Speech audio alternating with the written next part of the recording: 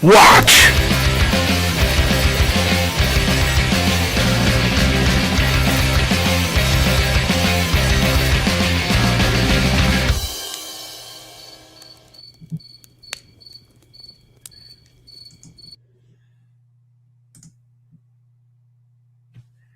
And we're live. What's up, everybody? How is Good evening, everyone. Hello, chat. Friday? Yeah, we got a lot of people. Everyone's been waiting with bated breath. Was it because of the new? Was it because They've of been the new playing drinking thumbnail? games. Man, I wish. No, I don't know what they've been doing. I don't know. It's was Disco. Is Disco in? Hey, yes. We haven't seen you in a while, brother. Good to see you. $5 super chat coming in strong right out of the gate. Yard dog, brothers and soul sisters. Another week in the can. Here's 5 more for the neon sign fund. Okay, I'll get it. Won't you think of the children? Entertain me. Very good. You shall be entertained, sir. You shall be entertained. I know we have a great guest. Is there anything? We usually have a meeting before the show where we talk about anything we might want to talk about, but we were too busy talking to our guest. That's true. Do you have anything? Got any news? Just a few things. On Erudite DM's channel, last Monday, started running Tower of the Stargazer for that crew. It was a good time. I killed someone within 20 minutes, and he was brand spanking new to the crew. So that was awesome. We're going to continue the game this Monday. So Erudite DM YouTube channel, go check it out. Please hit like and subscribe if you haven't done so already, because I don't say that enough. I'm like the anti-tuber. I do everything wrong. But please hit like, subscribe, bell icon if you're on Rumble, follow, yada, yada, yada. Also, this kind of came up in chat in my server. I don't shill enough, as we all know. I'm just going to do a quick shill. I'm really proud of this book. It's called Wretched Folklore. It's for Weird West horror gaming. Please check it out on Lulu. You can get the PDF at itch.io. Yeah, no one goes to Lulu to buy game books. So it's kind of hard to sell it. So check it out. It's got a lot of interesting rules in it, character classes, monsters, things for like environmental effects, crafting, weird steampunk things. So maybe add it to your collection. That'd be great. And I discovered that my Lamentations book actually is a silver bestseller. Technically, it's just the badge hasn't been updated. So, yay! Silver bestseller. Congratulations, Lord Mattias. Glad I could be here for you. I'm going to have a drink for you. Thank you. Yeah, I can't drink tonight. I got way too much stuff going on. Baseball, my son's taekwondo. He's in like this like performance thing where they demo. He's on a demo team. He's got a bunch of stuff going on tomorrow. Super chat from Mercurius. Thank you very much, sir. $2. Here we are now. Entertain us. We got to get some grunge going. I think that's what we need to do. But all right. I would like to say that real quick. Something that we should tell the audience right now is that there are some life situations coming up, and we may at some point have to postpone or I guess cancel a show on pretty short notice. I want to apologize in advance, but we're old and we got old people shit that we have to do. Yeah. So when it comes, we'll let you guys know, and just want to give you a heads up. Yes. I think, and Gary made a really good point. We're always trying to improve the quality of the stream for you guys. And so we're going to try to let you know what we're doing at way in advance as much as we can. Next week, we're going to have Ben Gibson on. He's got some stuff coming out, and we want to help him. He's been a supporter of the show, a friend of the show. So he's got some things to talk about. So he'll be on next week. And it looks like we got another super chat from Death Angel Shadow. $5. You do everything wrong and still have 1,000 more subs than me. Lulu greater than Drive-Thru RPG. Have my book from Tom Wilson already. Have it over a week. Speaking of which, yeah, I'm going to be doing a review for my blog very soon. That's probably going to be next up. And speaking of that, Death Angel Shadow's got, I don't know, like 100 different YouTube channels. So was it, you got the Tennessee Tavern one and got the sci-fi one. Go check that stuff out. If you want to drop the links in the chat, Jeff, I won't care. Like I said, I do everything wrong. I will. All right. Hey, the only news I have is that my first Adventurer Conqueror King character, Ramapura, the adventurer from far away, suffered a grave injury last night and is now retreating to his homeland to eat pudding. Oh, that's right. Sell something on the side of the road, probably. Thank you, Chubby, for running that game, and for everybody that didn't show up, leaving us shorthanded. Whatever. Thanks. I had appreciate family it. stuff. I had family stuff to very do. much. I know I said we were going to get tattoos in this game group. How can I get a tattoo of a game group when, anyway, whatever, dude. We have someone. You guys got like a +3 chainmail or something. Didn't you guys get some awesome armor? I don't know. Pura is dead. Pura was too brave. Too brave. Too brave. All right. Matt's been waiting in the wings long enough. Let's get him in here. Our good friend Matt Tapp, Barrels of Borderlands. Everyone buy it. Hey. What's going on, man? They're talking about media shill. Everybody buy my stuff. Oh, What's man. up, Matt? How y'all doing? Everybody's real happy that you are back. I know it's a long time since the last one, isn't it? Like a couple months. It was a while back. It was there for a while. I think we had you on, and then I think there was one show midstream. We just said, "Hey, come on, get on," and then you came on again. Like you had a good run. Yeah.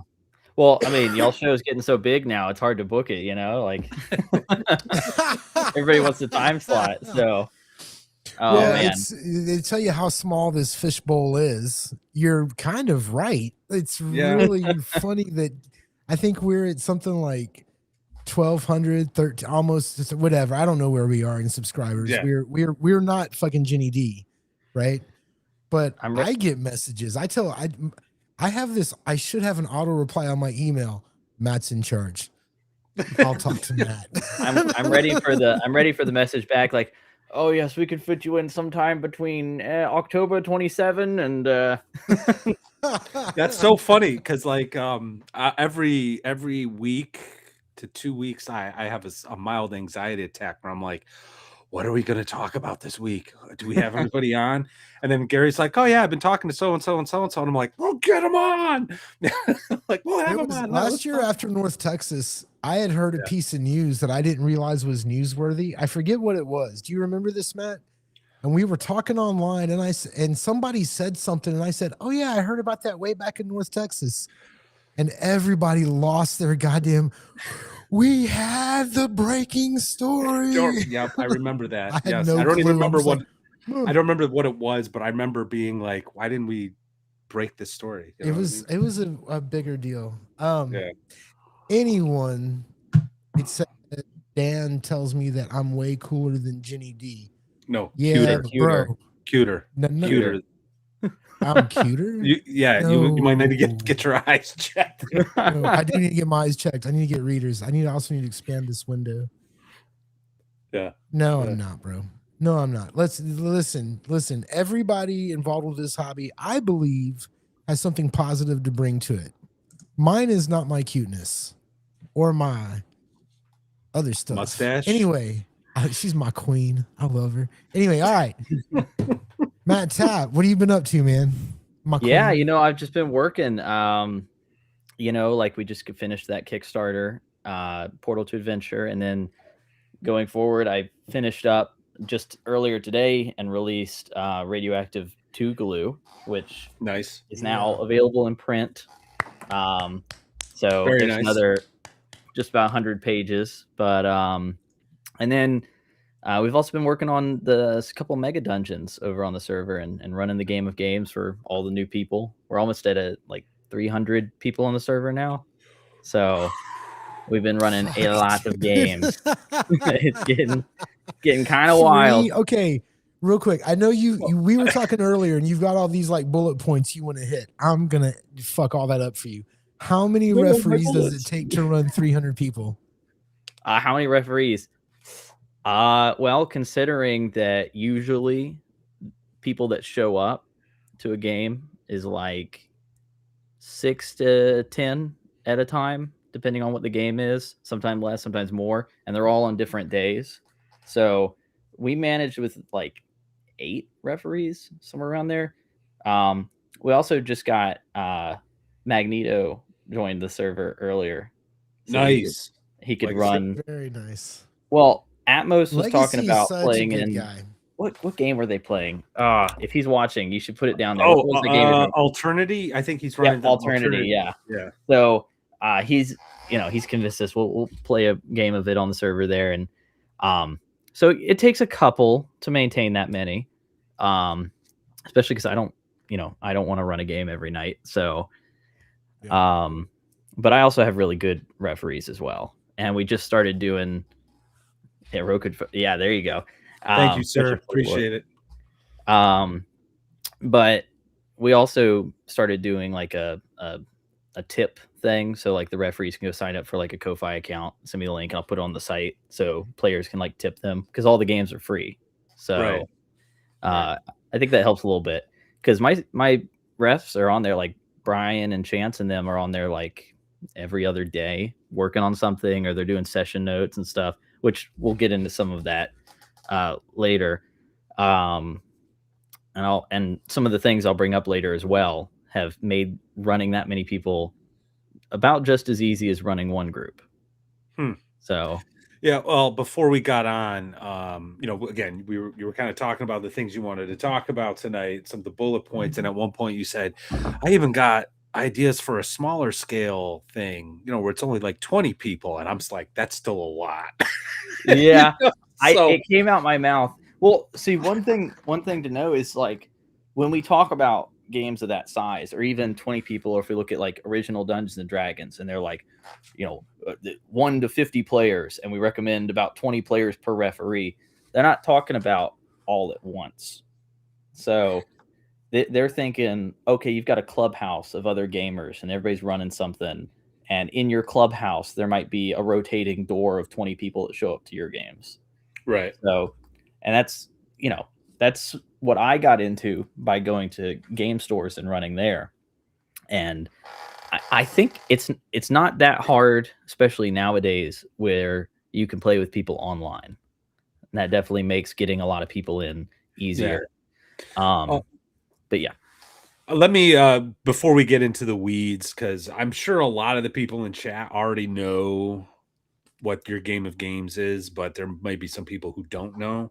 Yeah. So let's, why don't you just kind of describe what it is, how it got started, and how it turned into like this big 300 player club. You are definitely on the right track, but real quick, I can't imagine anybody in here doesn't know this, but in case you know, we'd like to welcome our guest, Matthew Tapp. He's been here before, which is why everything is so casual. He's a good guy. And some of you who may be here for the first time don't even know who the fuck is this kid. Matt Tapp is the creator of Barrow's Borderlands. I was reaching for mine. It is, I'm gonna admit, me and Matt met online on this show about a year ago, maybe a little more. I read his game all the time. I look at it for inspiration. I have not had a chance to play yet or run the game, but it's OSR. You guys all know the rules. And tonight we're talking about the game of games, which is Matt's game that he runs on his Discord. Please explain a little bit about that. And then me and Matt have very pointed questions for you. So the best way I found to describe what the game of games is it's a MMO TTRPG. So massive multiplayer online tabletop role-playing game. Now we, like I said earlier, have almost 300 people in it now, but what we do is we kind of have a shared universe that players can interact with each other in real time, and they can do things outside the table in between game sessions and hop to different worlds and try out different games. We never just play one game. So Barrows and Borderlands, obviously I'm pretty biased. That's sort of the main game we play. But I just brought up earlier, Magneto's going to run some Alternity. Got guys on there that run Call of Cthulhu. And we just go from game to game as sort of like a clubhouse. So, you think about it kind of like your local game store used to be, where there'd be a bunch of tables in there, and that's where everybody went to go meet up, and sometimes your character would go to someone else's table and it'd still be the same character. He just kind of rolls you in. Referees get mad that some other referee gave him a really powerful magic item, that sort of thing. So, and it's all sandbox style play on the server. I say that, but we do have Chance's Cars game that he runs on there that kind of plays like Columbo episodes, but always a good murder mystery. But yeah, that's basically what Game of Games is. Now, Barrows and Borderlands is a weird science fantasy old school RPG. It's based on AD&D and OD&D. I don't know if you could tell based on the box set my inspirations there, but and it's kind of like, if you had OD&D but it was Solomon Kane fighting a velociraptor with a ray gun while aliens sorcerers are flying overhead. And that's the basic genre of game it is. But I think I summed it up. Yeah. Now you mentioned well, one of the reasons why I wanted to have you on the show this week was about a week or so ago I tweeted about your Game of Games, and someone's pinging me. Okay, never mind. About your Game of Games, how it seems to be breaking the rules, all the rules that all the dungeon tubers since dungeon tubing became a thing have proclaimed, whether it's from the story gamer types who are like, this is the only way you can have fun by getting into these like characters and to the rules is written strict wargaming types. Like you're doing this thing that just seems to not go along with anything that they're all preaching, and like you have 300 people in your clubhouse, 300 people playing, 300 people like really enjoying it, so much so you got like 8 to 10 game masters helping you run this thing.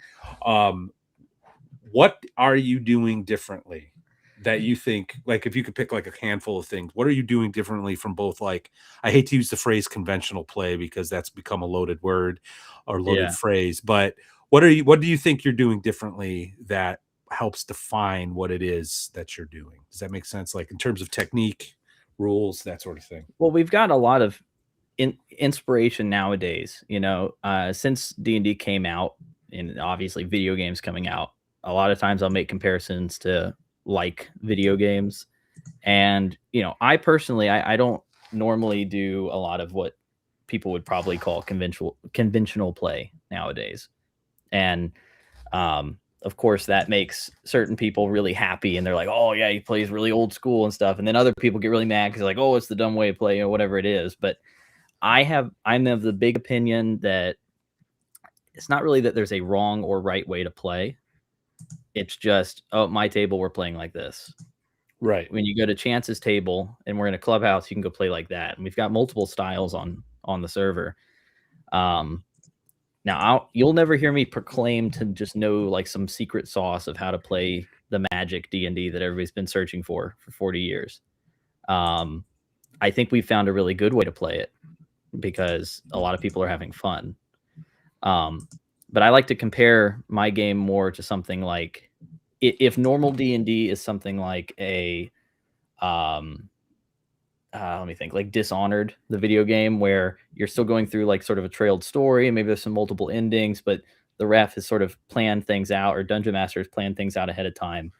Mine's more like Elden Ring or game or Skyrim or things where there's a world. I've sat here, I've played around, I've made things in it, and I've just kind of dropped you in it. And if there's an adventure, it's because you found it. And usually, like, we kind of have a saying on the server where the story is what happened last session. So the story is you telling a friend, dude, you're never going to believe it. Last session, we found this dragon's lair. We went down there, saved a princess that was like captured. Nobody even knew she was down there. We got her out. And, that's the story, is you telling them about what you did.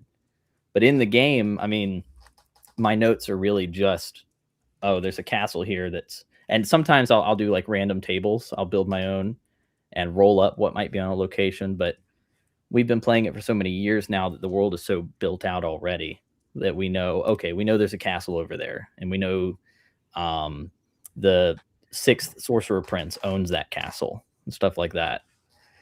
But I think, the reason I don't really proclaim it to be the one way to play is because usually if you think you're the smartest person in the room, chances are you're the dumbest. Okay, So yeah. the moment I think I figured everything out, or the moment anybody thinks they figured anything out, is usually when you should go, maybe I don't understand it at all. So, and we do have some conventional games on the server. Some people come on there, and especially if they're wanting to run like a one shot, like, hey guys, let's meet up, and I just want to try this system out. I don't know if we'll actually like it. And the referee might plan out like, okay, guys, for this game, y'all are going to go to this dungeon because the game's called Crawl in the Dungeon. So we're going to go crawl in the dungeon. Right. But yeah, that's pretty much my philosophy on it. Do you now? I got a couple of questions related to this. Some of them which I already know the answer to because we've talked about some of this stuff before, especially when we first met you about a year ago now.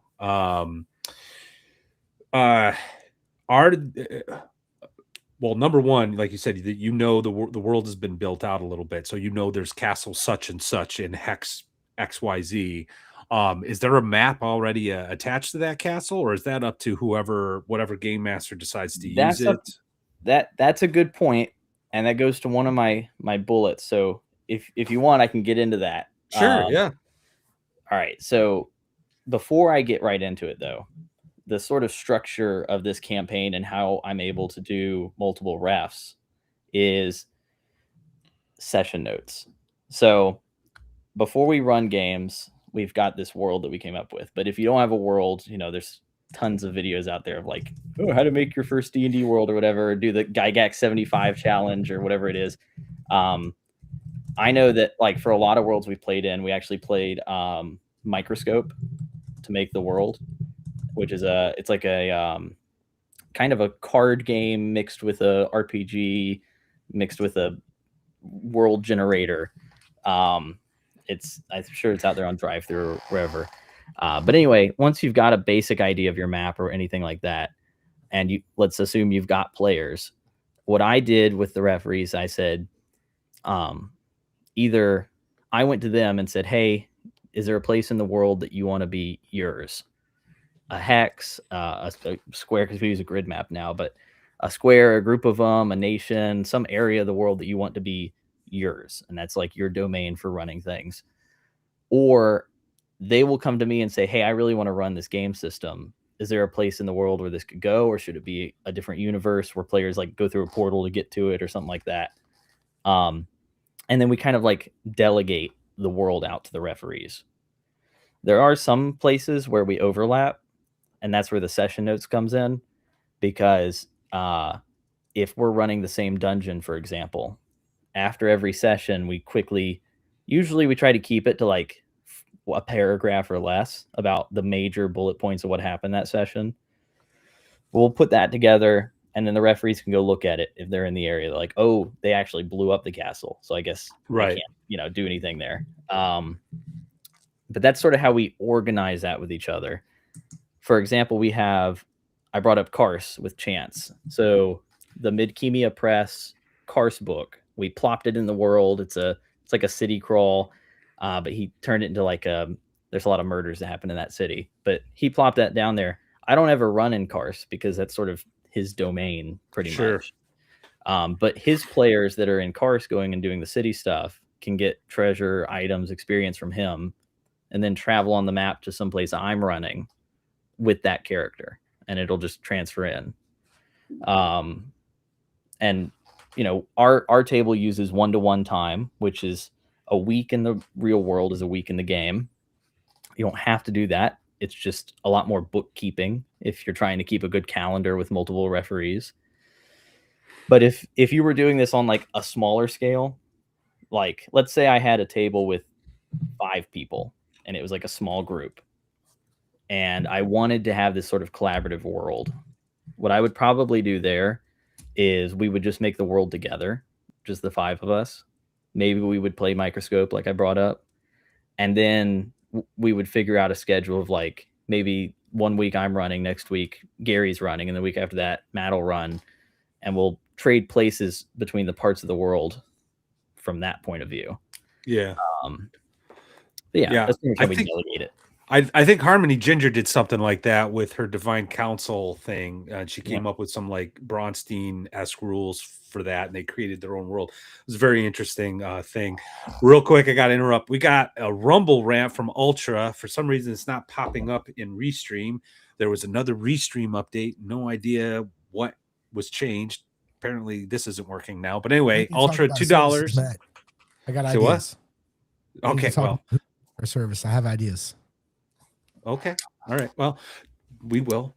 $2 super chat, or excuse me, Rumble rant. Still remember the magical moment of running Tomb of Horrors for my first B&B game and wiping out half the party. It's been amazing to see how far this game has come. Rides off on Ultra Horse. Yeah. I think I know the inside joke to that. Very good. Thank you, sir. Really appreciate it, Ultra. Good to see you here. My character died in that Tomb of Horrors session about 5 minutes into it. Nice. Ultra. Yep. I love it. I knew it. I knew what I was doing. I went in the wrong door and got buried in rubble. Last night, when Pura Rama, he's too brave. Pura Rama, too brave. And when he was mangled, like when we knew he was no longer a viable character, he didn't die. He was whatever, and he was unconscious. They had to carry him around.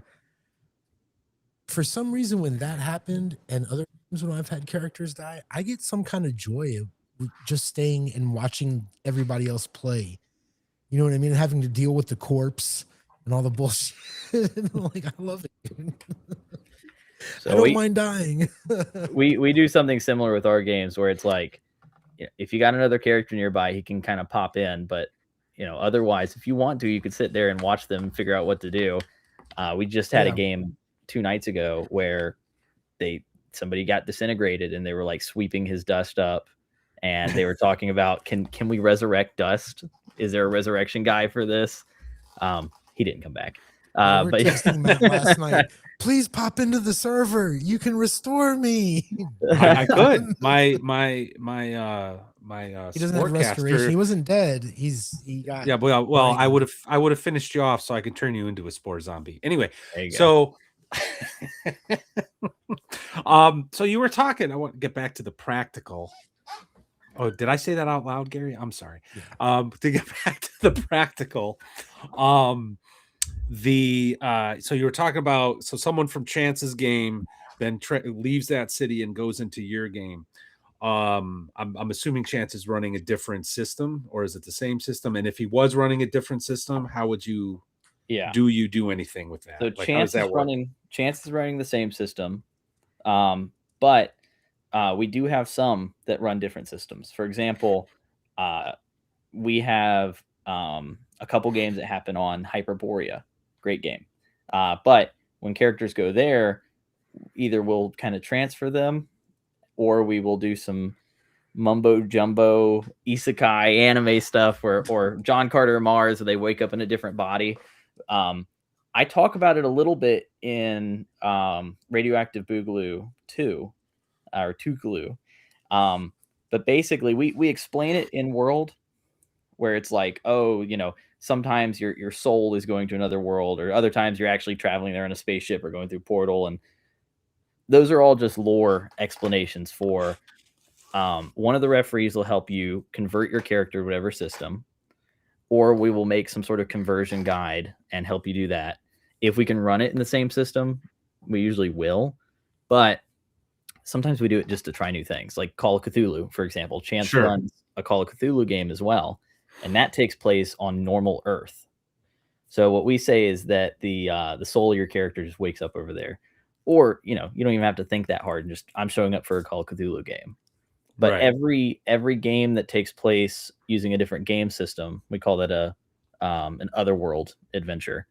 Your character in the main campaign just gets a flat 200 XP for playing a different game system. That's how we kind of incentivize people to try out new games and stuff like that. I see. Okay. All right. Yeah. It's like in my game, my Gods of the Forbidden North game, obviously it's not 300 people. It's not even 10. I mentioned this off stream, but I'll mention it here. I wouldn't mind moving in that direction because there's so much to do. And I did not expect the campaign to go in the direction it has gone. Um, it's to the point where there's a lot of the book. They're like fifth, sixth level at this point, and they haven't even tackled a lot of the third level dungeons and the fourth level dungeon because they just haven't been interested. They've been just doing their own thing. In fact, the Iron Price is about to go to basically get engaged in a street war with the Null Kuel Syndicate. And I just had up tonight and I told got and closed, but I printed out a map that Chubby helped me make. Actually, he put the map of Vulcangard onto a hex grid for me, but I blew it up into a 3-foot by 4-foot board, laminated so we can use dry erase markers on it. And that's going to become our battle map for this war that Rob Alderman, I'm sure, did not expect to happen in his game world.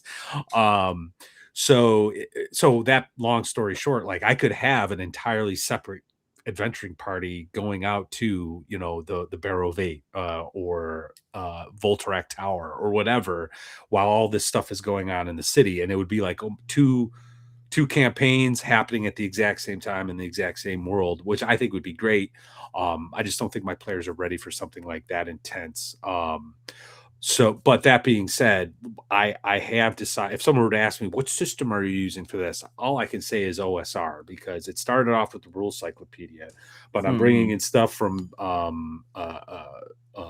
RPG pundits work, and I'm borrowing heavily from Axe. In fact, one of my players started reading Axe and absolutely loves it.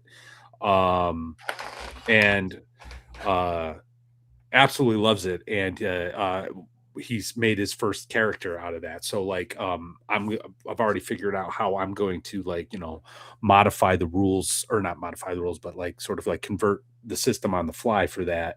But I guess my question is, like, when you're looking at something that's not so much an OSR system, do you, like, maybe you already answered this and I just didn't, it went over my head. Like, how do you address that? Like someone transporting bodies, so it's to a new, like a mothership character, like how do you like do like the XP? Is it just like you said something about the straight 200 XP? Like, Yeah, just expound on that. Like, I'm a little confused, I guess. It depends. I mean, okay, so for example, if we were to go to something like here's a good example.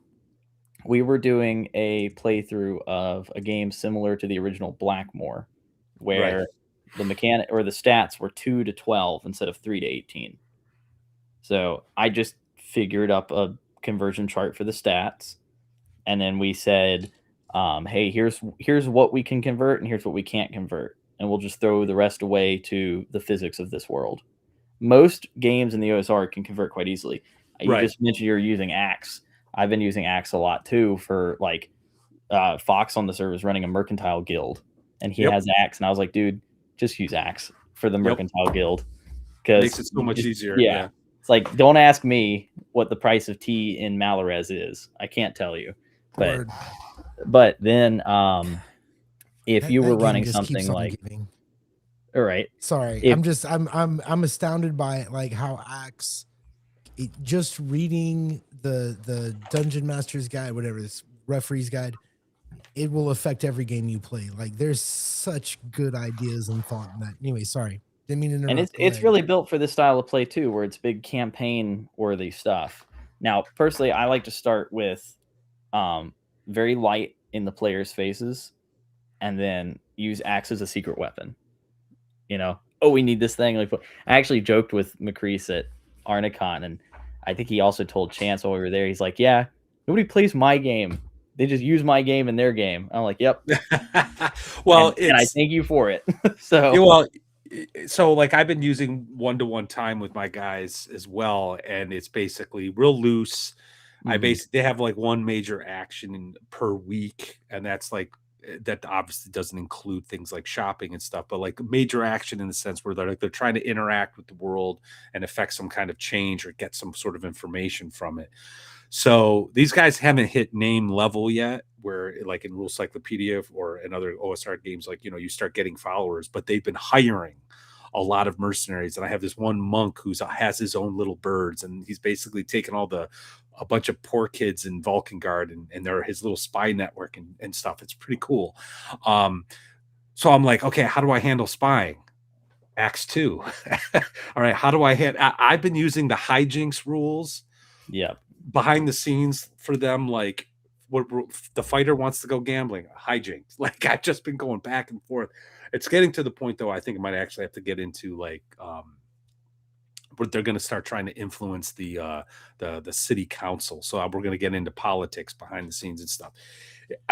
I'm like focused on like 10 to 12 pages of like a 1,500 page trilogy, and it's all in Vulcangard because that's what they're focused on right now, and it's really wild. I'm looking forward to like seeing this like street war break out. But yeah, Axe has just been a godsend because I initially was going to try to just make rulings as they come up, but they wanted to do all this intense stuff right out of the gate, and I'm like, oh man, I'm going to start making inconsistent rulings real quick here. And that's when my eyes fell on Axe, and I'm like, well, there's the answer. It's right there.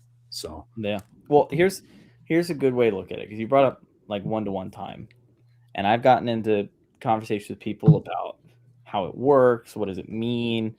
Nobody seems to agree 100%, and that's the funny bit. Agreed. Yep. But the way I see it, and what I think the right intention is that you're meant to have an accurate calendar of your world, and that's so that the pacing goes, things are moving correctly. You look at how long it took for Bilbo to put the ring in Mount Doom. It wasn't a month. So right, yeah, yeah.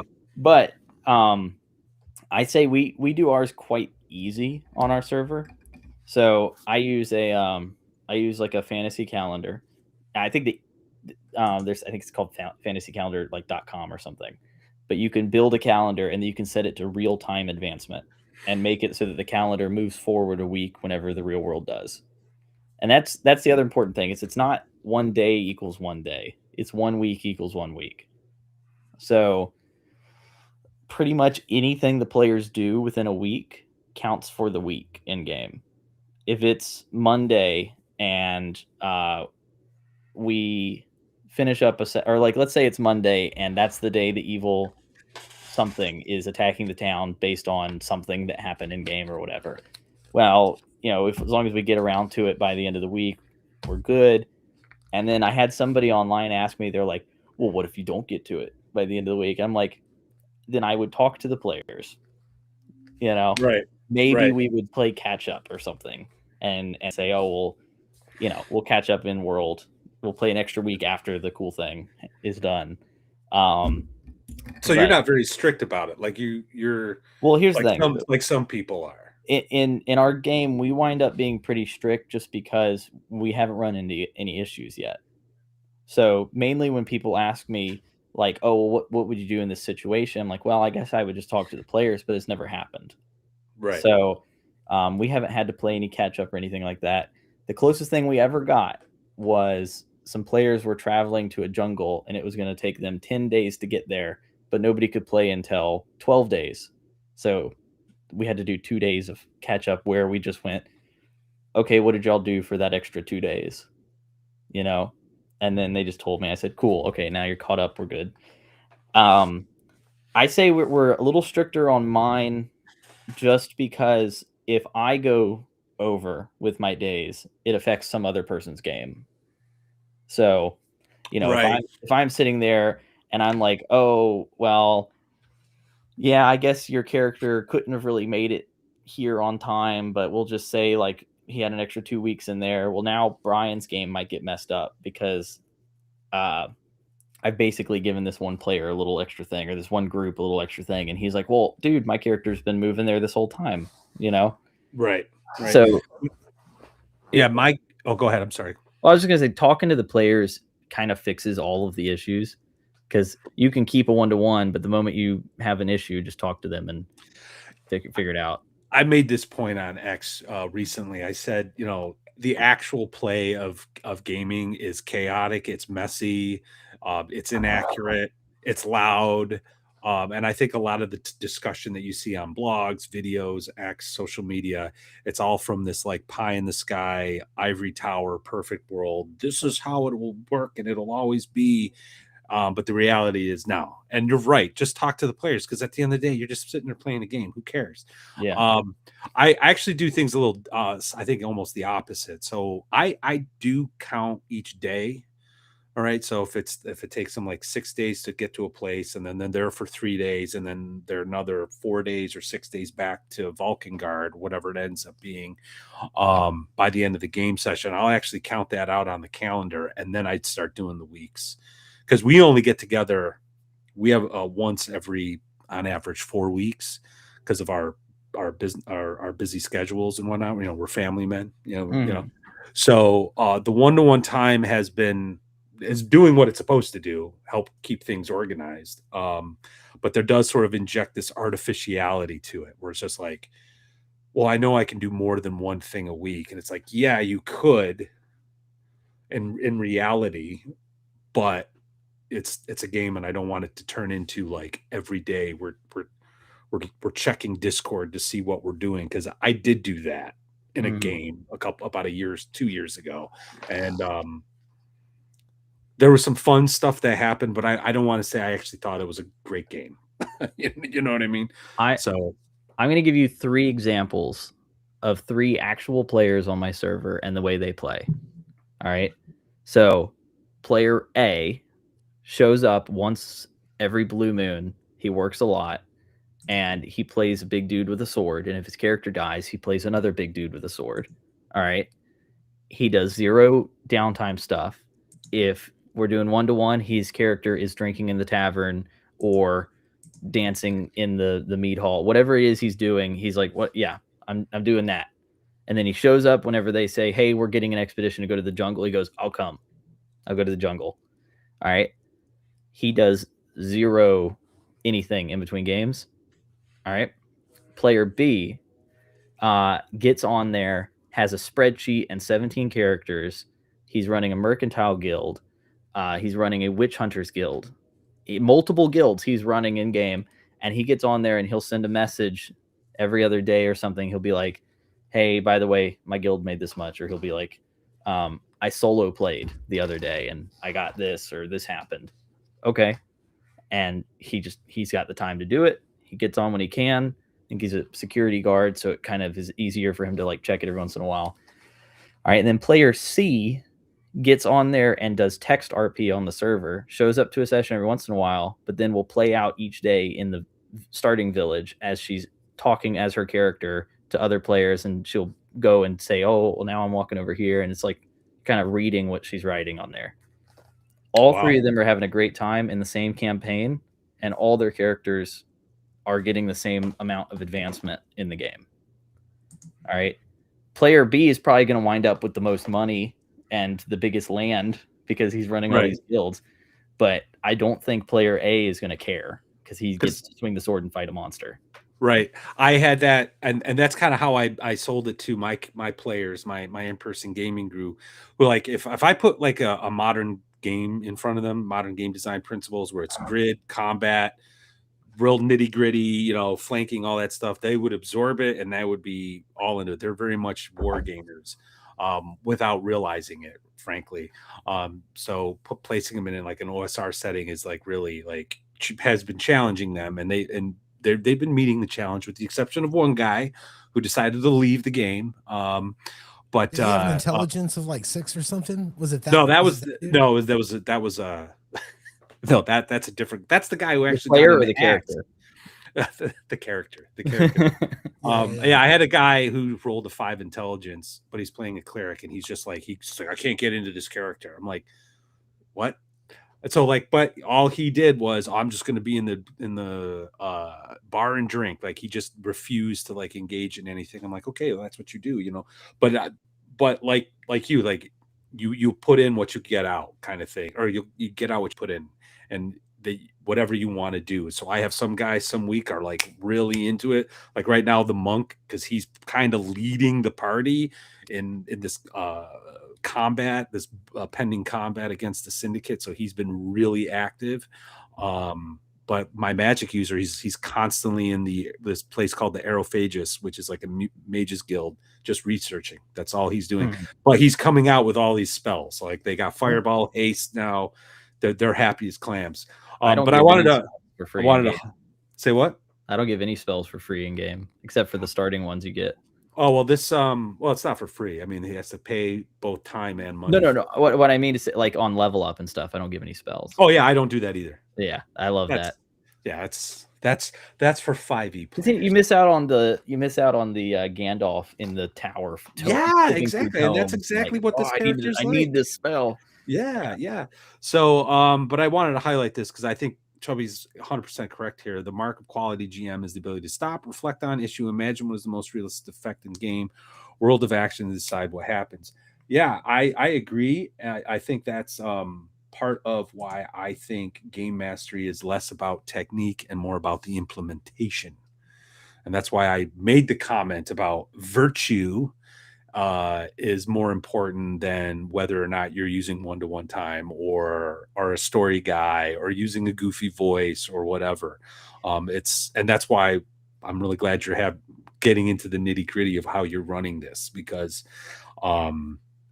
it's freaking amazing, frankly. So, well, you can play around with that one-to-one time also. So in our campaign, we do the whole multiversal thing. I was bringing it up with other game systems, and one of the things I like to play around with are worlds that have a different time scale, or they have a different rate of time passing.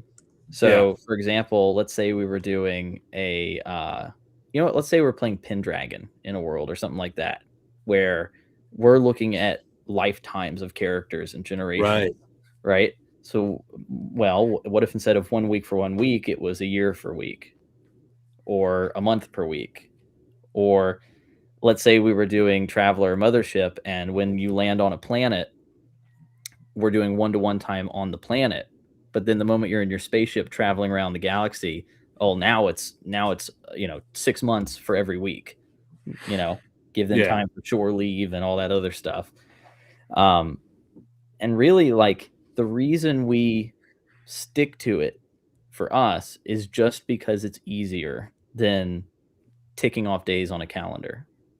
Because I can sit there and when we're playing, I can tick off some days and be like, okay, you guys do this, and then in between a session, maybe I say X amount of time passes before the next session. Y'all have, I don't know, insert time period here of downtime to do. It's the same result at the end if you're tracking a good calendar versus doing one-to-one time.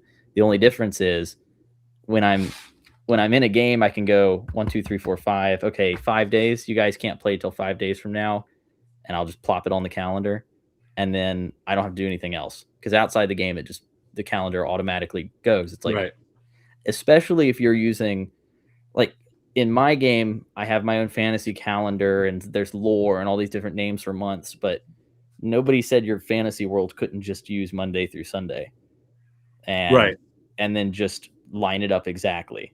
Okay, you guys traveled until next Thursday. Well, after next Thursday, you guys can play again. Yeah. Or if we play again before then, we'll keep track of it. Yeah, I think especially if you're doing something like what you're doing, one-to-one time like that, is how you just have to. When I was running my Lamentations of Elemental Evil game, we had a weekly Thursday night game.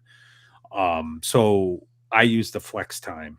I literally would say after every session, how much downtime do you guys want? I just left it to them, and they'd be like, oh, we'll take 3 weeks to do all this, that, and the other thing. Great. We resolved it in Discord. And then on Thursday night, the next Thursday night, 3 weeks had passed, and we're back to adventuring or whatever. But I could do that because it was 4 or 5, maybe 6 players out of every week, same time, but if we were doing variable, like, maybe we'll play Tuesday and then 3 weeks from now on a Thursday and this, that, and the other thing, I think that would have turned into a nightmare, to keep track of the time, even just for like five people. So real quick though, I got a super chat I want to get to. Atmos, $5. Thank you, sir. Good to see you. I'm going to fill out the dungeon retrieval guild with my characters. It's almost like fuel rats from Elite Dangerous. Yeah. I'm not So sure what that means.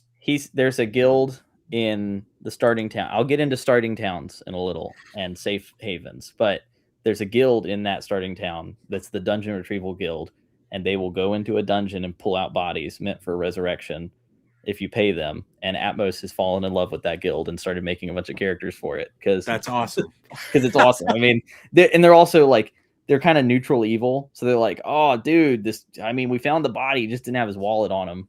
You know, some monster took it. You know, That's funny. That'll be 300 gold.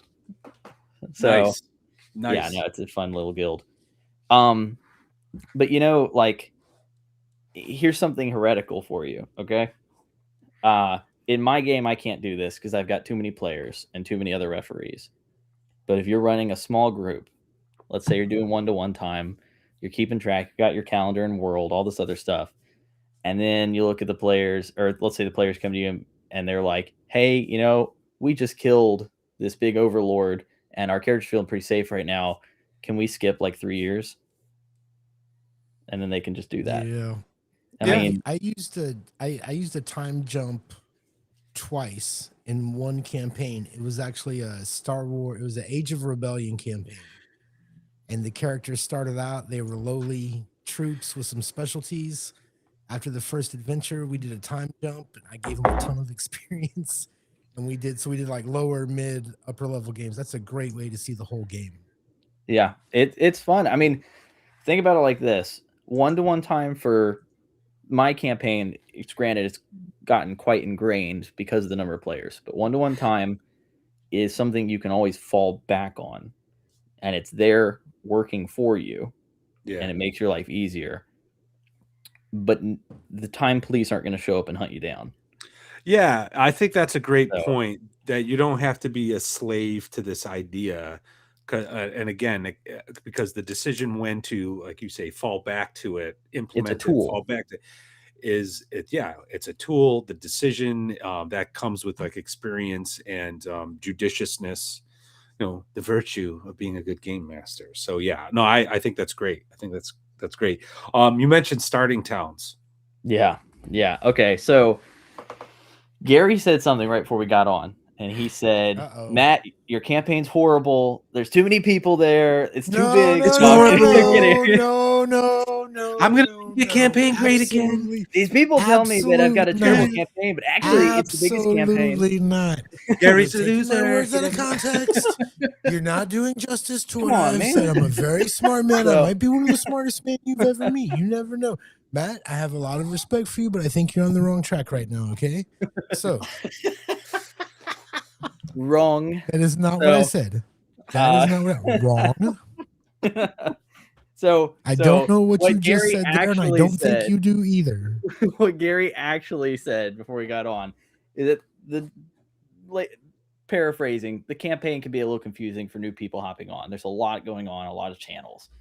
So one of the things that we have in the campaign is a starting area. All players start in the town of Decima in my game. Now, with this sort of MMO style, that's what it acts as the safe haven for the world in a way. And that's something I find really important when you're doing these sort of multiple parties are going around doing stuff, is that your game has a safe area that you can go back to, whether that's the village of Hamlet or Decima in my case, or I don't know a good comparison in Gods of Forbidden North. It would be Falkengard. Exactly. But it's not really a safe haven thanks to what they've been doing. But right, but it's an area where their character can stay for months at a time without getting killed immediately while they're in their apartment. Right. So that helps because that's the beginning of the character roster, where, hey, I'm going to play this guy this week, but if I want to play a different class or a different character, or we're going to run a different party, the other ones aren't just stuck in the wilderness. They're in a safe place. Yeah.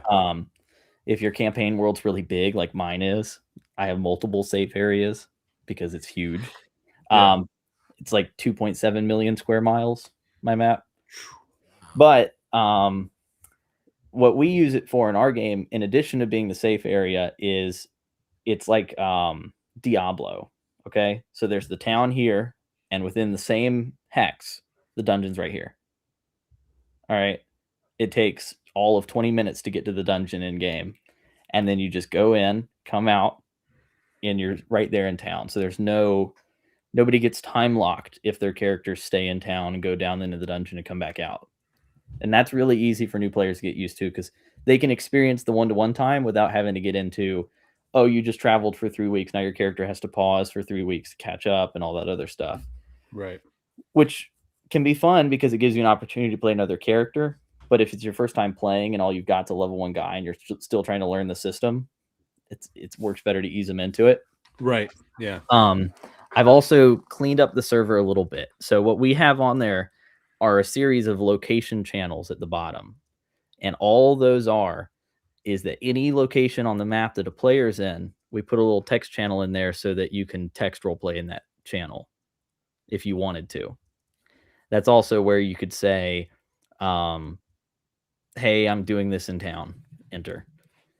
Now I've made it recently so that only the player role can see it, so that new players don't even see those other locations. They only see the Dungeon of the Fell Lord and Decima, which is the starting area.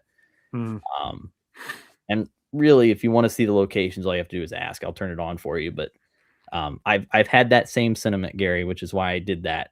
So now when you hop on, there's only, I think, like 10 channels in the server that you can see. Hold on, I'm gonna go check. Watch me have given Gary remember last time when you came on the show and we realized that I had permissions for like every channel. Yeah, that's what it was for you. I gave you advanced there's a roles, game going on in your channel right now. I'm on your Discord. I think that's a watch. The game is called Heckle Matt Night, and they're watching the show. Yeah. Oh, hey, they're doing up, a guys? watch. Which by the way, I saw that was it the Sapphire app is always like posting my stuff on your channel. So thank you very much for doing that. By the way, I really appreciate it.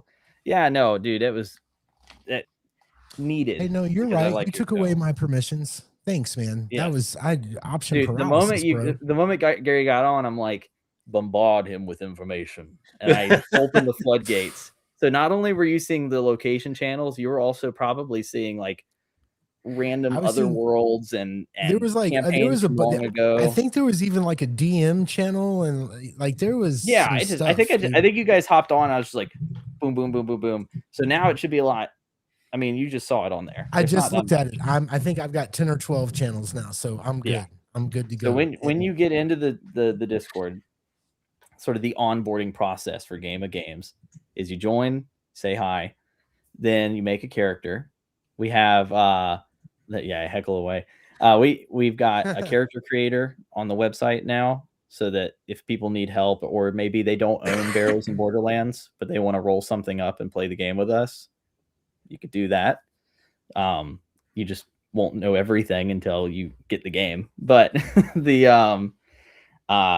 you make a character, and then you're in Decima. So next time you see a session coming up that says Dungeon of the Fell Lord or Decima, you just hop right in. Honestly, you could probably hop into one of the other DM's games too, and nobody will care. I'm about to hop into the heckle room, leave you guys alone for a minute. Oh, of course, man. Yeah, who they got? They got everybody in there now. But yeah, so you hop into one of those games. But once you've played it a couple times, you'll start to see that players are actually the main schedulers of games. And that kind of goes into the next point of how to set this kind of thing up yourself, even on a smaller scale, is letting the players schedule the games instead of the referee. Because if the players are scheduling it, it means it's something that they care about. They want to go do the thing. They will say, oh, we want to go to that tower with these characters. When can you run a game, Matt? And you'll say, oh, I can run one next Tuesday or whatever it is. And then you guys will talk about schedule after you've already confirmed that everybody who wants to play is signed up to play that thing. They want to go do that. That's also a good way if you wanted to try this with your home groups, but you're not sure if they're willing to handle 6 different parties and all this other crazy stuff happening across the world. Well, you'll notice that the only thing they will do is say, same time next week. Cool. Same character, same time next week. You good with that, Matt? And then you guys will do it. And then nothing will change for you. But the moment that they do want to try it, you're ready for it because they're the ones scheduling it. They'll say, hey, can you run a pickup game? Or, hey, next week, can we go here instead? And the other characters will stay in town, or we'll send them out traveling on their own. I'm glad you actually brought that up because I mean that's essentially how West Marches works. Yeah. And you're right because it is what they want to do. And I've actually done that with my Gods of the Forbidden North game too. I said to him like I've said to him a lot like if you have a downtime thing you want to do that sounds like an adventure, you can do it, but we're going to have to figure out how we're going to do it. And they're these guys are like, I don't know, they don't like gaming online for some reason, but I it's kind of like an inside joke. I'm like, you're going to have to jump on Discord so I can like run you through a game on a Tuesday night or something, but I'm happy to do it.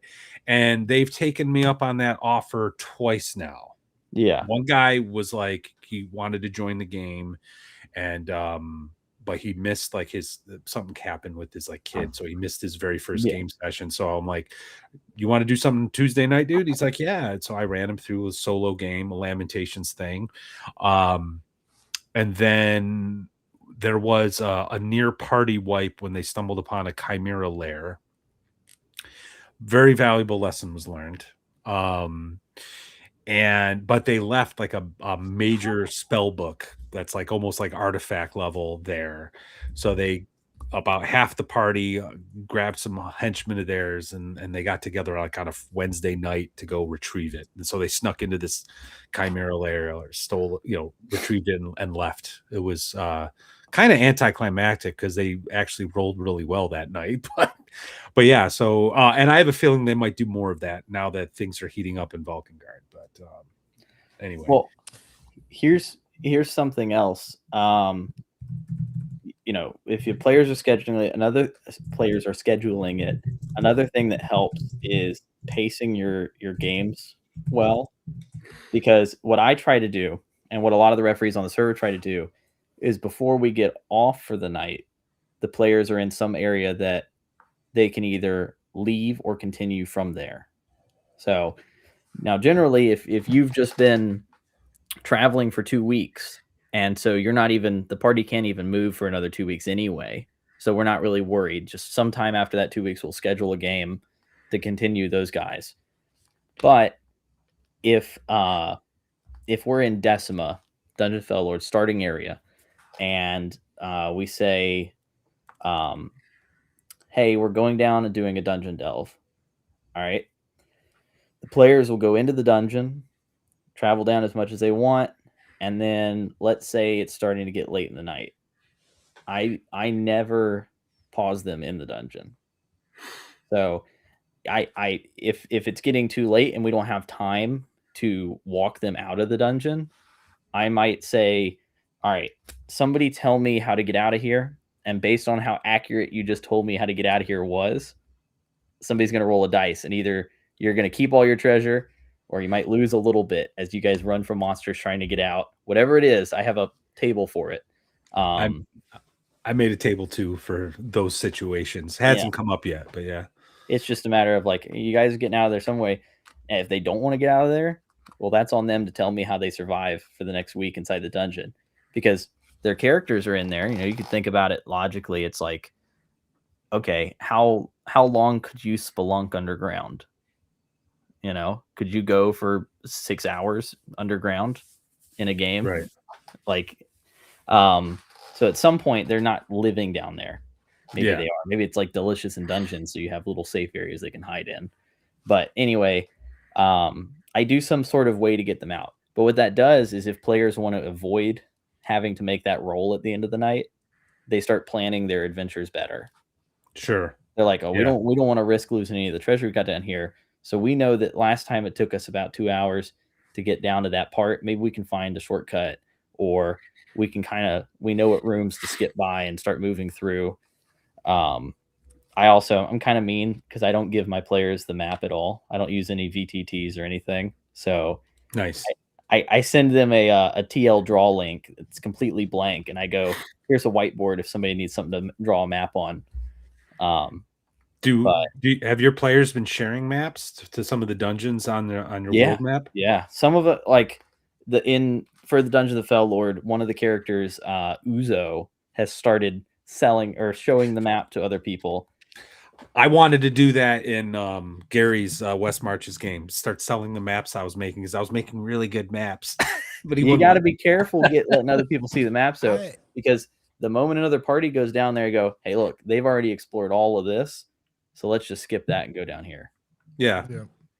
That also means that players can do a fake map and sell that too. I know. That's one of the and that's one of those decisions I kind of regret. When I decided to do that West Marches campaign, I was going to do it strictly by the West Marches rules that were set forth, and I was going to do the book rules as written, step by step. You know what I mean?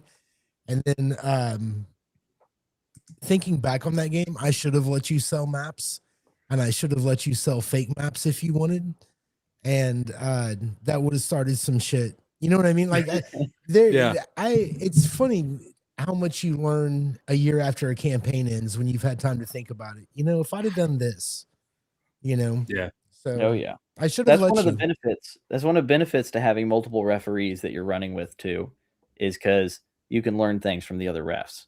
I would say that all of our games have gotten considerably better, having seen what Brian, Chance, Jazer, some of the other referees on the server are doing, and how they play their games. Now we're kind of competing to see who can build the better dungeon. We've kind of got a thing going where while every referee has their own area that they're running, we're all kind of working on our own dungeons too. So I've got the Dungeon of the Fell Lord between y'all. A little bit. We're like, I'll go play in Brian's. Brian's dungeon is called the Onyx Spire. John's is called Castle Dread. I know we've talked about that before. And mine's Dungeon Fell Lord. But I'll go in Brian's Onyx Spire, and he's got this cool elevator system in the dungeon. I'm like, I want an elevator system in my dungeon. Like we'll kind of it's a little competitive, but what it does is it winds up making better games. So the next time people play, they're like, if it's a cool idea, someone else will adopt it. And if it's a bad idea, the other refs will say, "Hey man, that was a bad idea." Right. But I'm not too worried. Whatever it is that you want to get really, really good at, hang out with people that are better than you. You know what I mean? Or just anybody, it's amazing. I used to give guitar lessons, and I had this one kid who came in like 3 times and did these little things where I was like, whoa, what did you just do there? And I swear to God, I should have paid him for that lesson. You know what I mean? Like, what are you doing? And that's true in life. Like, you can learn from anyone. Yes. So, like I said earlier, this is the year of me being a player, and I'm learning a lot. Let me tell you. That's what I was saying earlier, is the moment you think you're the smartest person in the room, chances are maybe not the dumbest, but you don't know everything. Nobody does. Yeah, absolutely. If I ever come onto your show and I'm like, "Guys, I figured out gaming. You're all wrong. Somebody hit me over the head because I've been drinking or something." But I'm not too worried about the players mapping my dungeon, because good luck. I don't, bro. That's level 1 and level 2. Hold it. That is insane, brother. So it's a 13 level mega dungeon. I went a little crazy. It was after the Kickstarter, and I was like, "Yeah, I need a creative outlet." So nice doing that. But and this is the town setup. Matt, I know that we've got cool. this whole very structured conversation going tonight, but can I ask you just a question real quick? I know you have other DMs, but you're making games, you're folding boxes. I don't know if you're still folding boxes, but you're doing all this stuff and you're running all these games. You got 300 players. You're an incredibly accessible person in that anybody that wants to ask you a question, I feel like you're going to answer them. You know what I mean? Yeah, of course. Do you ever just want to not play D&D for like a couple days, or are you just so in it? Because you seem like Anyway, I just, you are so immersed. I have days, there are days like I don't want to look at anything. You know what I mean? I don't want to think about numbers or. So when I was in high school, I was the only gaming group that played D&D. Just my friends, like 8 of us. All right. I grew up in a small town. So that was the creative outlet in town, you know? Word. And, you know, we've been playing for so long, and I've found myself to be really good friends with a lot of these people. And now with people like Fox Off RPG, Crazy Irishman, and then Brian on the server and Chance, I've gotten really close with them and good friends with them. But, I mean, of course I get tired from playing. Last week I ran 5 games one night, like in a row. So it was each night. Granted, Dungeon Delver had his online virtual convention, so I ran some games there, and then I still had my normal games mixed into it. By the last night, I was like, we were getting ready to try out the Mothership game that I was going to run, and I was like, next week, guys. Next week, I'm done. I was just physically tired. But I would say, yeah, we lost Matt. He's like, how could he? I thought he would never get tired of D&D. No, there got tired of D&D and left. There are 3 things that I care about more than the game group. All right, and that's my family, my fiance, and my God, and that's it. So, and that's not just because I care about the game. It's more the friends that are on there. So if we do get tired of a game, we'll do a movie night, or we'll play chess or dungeon or something like that. So I'd say, yeah, I do get tired, but so far I haven't gotten super tired yet. I mean, usually when I get done with a game, I'll stay up and I'll draw maps, or I'll do some writing, or work on the website. When you held up your maps, you reminded me that I was supposed to buy this big fucking pad of graph hex paper in North Texas last year, and I totally flaked on it. I'm getting it this year. Amazon.com. Look up. Hang on. 4x4, 36 inch. I gotta get to Amazon. Hold on. I can barely spell. Amazon 4x4. 4x4. That's the number of squares per inch. It's 4 squares per inch. You know, and then the size of the pad you're looking for is 36 inch by 24 inch. That's 3 foot by 2 foot. Good God, 26 by 34. Yeah. Now the best you're going to find are going to be pads that have about 50 sheets for about 30 to 40 bucks. It's not super cheap, but I haven't gone through one yet, and I was able to do my entire campaign world on it. If y'all go to the Barrows and Borderlands website and you click on Game of Games, the link is in the description. You'll see that the first thing you'll see in, you know, obviously my store page and stuff, but at the top you'll see Game of Games. If you click on that, it takes you to our campaign wiki, and there you can see all of our campaign tools and character creators and all that stuff. But the map of Fernham, that's I hand drew that. It's not finished yet. We left some blank area so that referees could take over. So if you or Matt wanted to come by and say, you know, I think there should be a giant pit in the earth right there that I want to run, you know, maybe we can fill that in then. But yeah, that map, when you lay it all out, is actually 9 feet by 6 feet in size with those pads. So I could have sworn I saw something close to that size at North Texas. It was like $17 and like 40 pages. That what I just held up is I drew it on a sheet that was about this big, and I scanned it and printed it bigger so that I could write in the dungeon rooms what was in the room, so that I never had to reference anything else but the map. That's a little DM tip there. Eventually you'll wind up writing down deeper notes once players mess with it, but if all you need to know is skeleton with 6 arms and 600 gold, then that can fit in just the room. But we're all blinking out tonight, by the way. Something's am I blinking out? No, you're fine. You've been fine, actually. It's been Gary and I. I'm gonna grab the pad so you can see how big. Well, yeah, please do. Yeah. Every time we have Mr. Tapp on the show, he reminds me how much I have not accomplished in my life. I just want you to know that. Yeah. I'm like, Yeah, I'm working on a little adventure, and he's like, I just drew 13 levels, 100 rooms each. It's like two Okay. architects getting together. It's like, yeah, we're putting a subdivision in over here. Oh yeah, I'm building a thing called the Chicago Tower. Anyway, guys, I'll be right back. So that's the pad, Yeah, and it's 9 of these that make up the world map. nice. And That reminds me. I just got a bunch of markers from Walmart. That reminds me of the City System box set for Waterdeep, first edition AD&D. Yeah. It was like 10 maps about that size put together. It was just huge.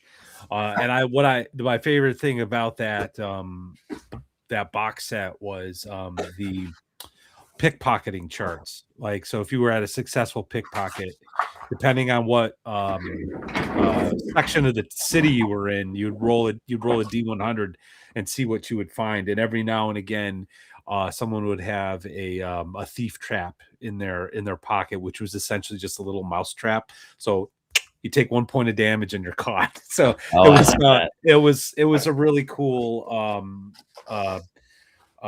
series of tables to add flavor to Waterdeep. That was the only time Waterdeep was cool, was first edition. Forgotten Realms. The only time Forgotten Realms was cool was first edition, but kind of second edition too. But well, here's the now getting into drawing maps like that and doing all that stuff. That for me is part of the hobby, but you really don't have to go that far. You don't even have to have that developed of a world, especially if you're running something simple like OD&D, BX, or any of their clones, Lamentations, Hyperborea, whatever, B&B, if you're running one of those, because you can kind of generate the world as you go with the players. And that's something else to kind of think about, because I know some people that are moving to that sort of open sandboxing and stuff like that, and trying to have a more do whatever you want kind of game, and then they get a little worried that, oh crap, I'm gonna have to know everything about the world. I need to know the Duke's grandson and all this other stuff.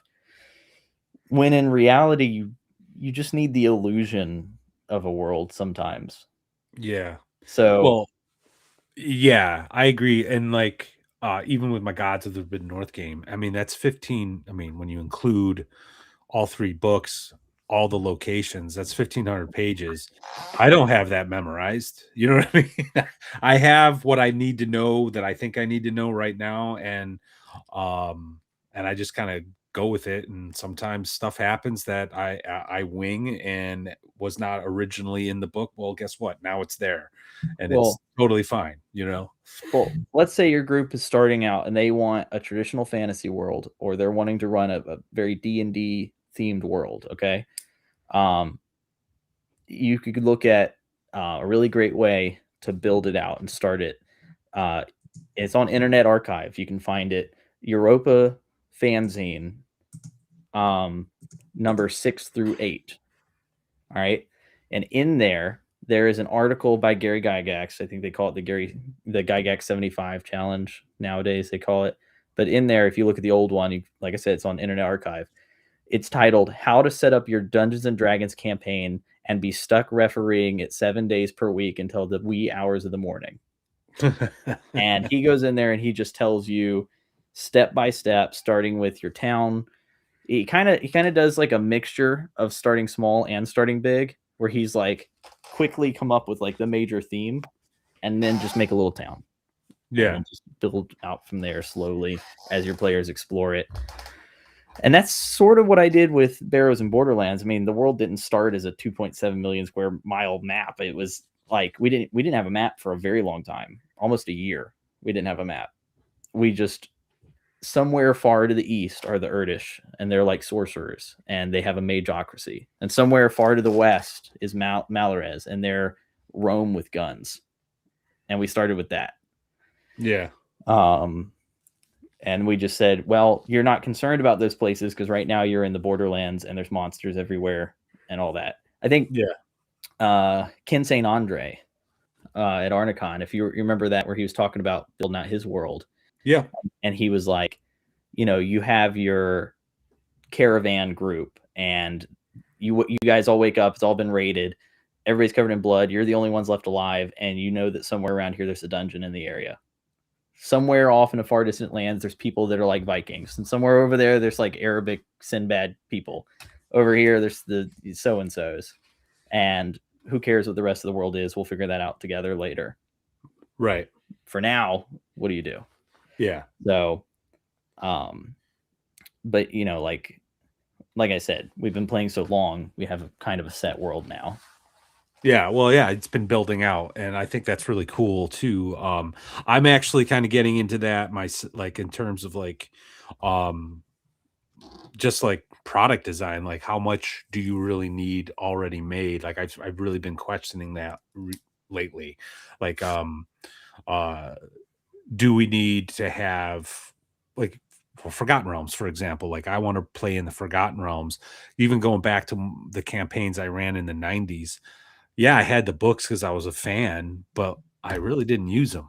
You know what I mean? Like, I just kind of did my own thing with them, and they were just there for reference. So, and that's kind of like what's been going on with Gods of the Forbidden North. Well, let's look at some of people's favorite gazetteers, even of all time. Like, if you ask a bunch of the old heads. Real quick, Flint says, Yeah. drop a link to his Discord. The link on his site is expired. Discord.gg/Barrows and Borderlands. I'll type it in here also. So, and thanks for letting me know. I'll go update that later. Must have switched it with the wrong link. But where was I? I was talking about I lost it. I did too. Everybody's like, Gary, you drink too much. What are you doing when you go outside? You motherfuckers can't keep your conversation going. Yeah, well, right, I gotta get a refill on my water. So I don't know. Talk about Gary's drinking problem or something. Okay, I can do that for a couple hours. No, don't spill anything, bro. I drink just fine. My drinking is—I'm good at it. I am good at it. Oh yeah, best gazetteers. That's what I was talking about. So Greyhawk. A lot of people love the original Greyhawk gazetteer, right? And it's short, it's sweet, and it presents it in a way that you actually feel like you could make Greyhawk your own. It gives you bullet points. It's like there's paragraph saying there's some people over there that are like this. Another really good example that follows that same style of like the new stuff. It's kind of new, but it's in the OSR. Planet Eris. There's a Planet Eris gazetteer, and his is similar in the pacing, but it's a little booklet format, and it just boom, right there you've got a world that you actually feel like you could build on. That's usually what I try to do. So with Barrows and Borderlands, in the first books, I didn't even give the specifics about the world. I mentioned stuff like to the east there's the Urdish. I did stuff like that in there. And then in Radioactive Boogaloo 1, which is free download, you'll see I'll give some hex descriptions. I try and keep them brief. So I think that's really kind of something that has hurt the gaming industry a little bit, is the bloat of like, okay, look at Al-Qadim, for example, from 2nd edition. I think it's a really cool setting, but there's like 30 books for Al-Qadim if you wanted to run everything. And then you're like, oh my gosh, I basically have to read tons of novels to understand the world. Tecumel can be like that too, with Empire of the Petal Throne, because they're all based on M.A.R. Barker's books. So you kind of have to know a little bit about the world to run it. So, but I think I talked about this a little bit with you guys last time of I'm excited more for things that I can buy and put into my game rather than replace my game with. So that's why I like the OSR so much anyway. It's because a lot of it's compatible. Yeah. Like when Nebulith came out, I love Nebulith. My first thought wasn't, we're only going to play this Nebulith setting forever. My thought was, oh my God, we got samurais and ninjas. And I like the way he wrote them. And then I went, and then now granted, Nebulith is special circumstance because the world is cool. So, we're gathering an expedition to go sail over there. But oh, that's awesome. Yeah, dude, it's gonna be fun. Hyperborea is the same way. Hyperborea is one where it's like the world was kind of too good for me to complain at all, and I'm like, okay. So I just put in my home world, we put Hyperborea floating around like 3 planets from this one, so players could go to it. But yeah, so I think a lot of people agree with that because a lot of people at home, they want to run like adventure modules out of the box, but they usually wind up making their own world, and that's just how it goes. Yeah. So Yeah. I find myself, I mean, when I was younger and I had more time, I enjoyed doing the stuff on my own and doing my own thing. But now I like the idea of like drawing the hex map and then like populating it with like all these Lamentations modules or these other OSR modules that I think are cool. So I have the dungeons already made for me. And when I do have the time and the gumption, you know, I'll make something more specific for the hex map that I've put together. But you're right. Like you really, the idea that I have to buy 20 books to play Dark Sun kind of annoys me. And I love Dark Sun. That's like my favorite from the TSR second edition era. And I probably will try to collect Dark Sun because my collection has been, you know what I'm going to it's be a long collecting story, for that? but Shadow Sun. oh yeah, well that's the thing too. Like Shadow Sun's coming out, and I'm not exactly sure how soon, but it's coming out, and we happen to know Chubby's got a plan, so that'll definitely be the thing that that is actually probably the game I'm going to end up playing when I return to Dark Sun. I'm gonna do the same thing I do with this one, which is mix it in. So, yeah. But I didn't mean to interrupt. No, that's all right. I was just kind of like ruminating on what you said because, like, not to stroke Chubby's ego here, but like he did Shadow Rim, which is this nice self-contained book on how to basically use Shadow Dark in a Skyrim type setting, and it's the character classes are done really uniquely, so it like feels different. It's a really good book. And it's all you need to play in that world. You don't need like all these other we've got a lot of people on the server that like Shadow. I mean, I don't mind Shadow Dark at all. I've got a copy of it over there. I've run it before. The Barrows and Borderlands came out of all the games I like, what I wound up running. But you know, when people come onto the server, that's another thing I have open there is letting them, because I hate the idea that you bought a book and you don't get to use it. So I let them run classes from other games, and if it's egregious, we'll do a conversion. But Shadow Dark's really easy. Yeah. It's just, okay, let's say you wanted to run the Shadow Dark fighter. I would just say, okay, you're going to use the stats from B&B so that you're the same as everyone, like the ability score modifiers. And then your class, well, you just roll dice when you level up. You're a weird fighter. You know, you're a shadow fighter is probably what I'd call it. Yeah. And then they would just play with that. And you know what? The game wouldn't matter. You know, they would have fun. We'd have fun, and most people wouldn't even notice.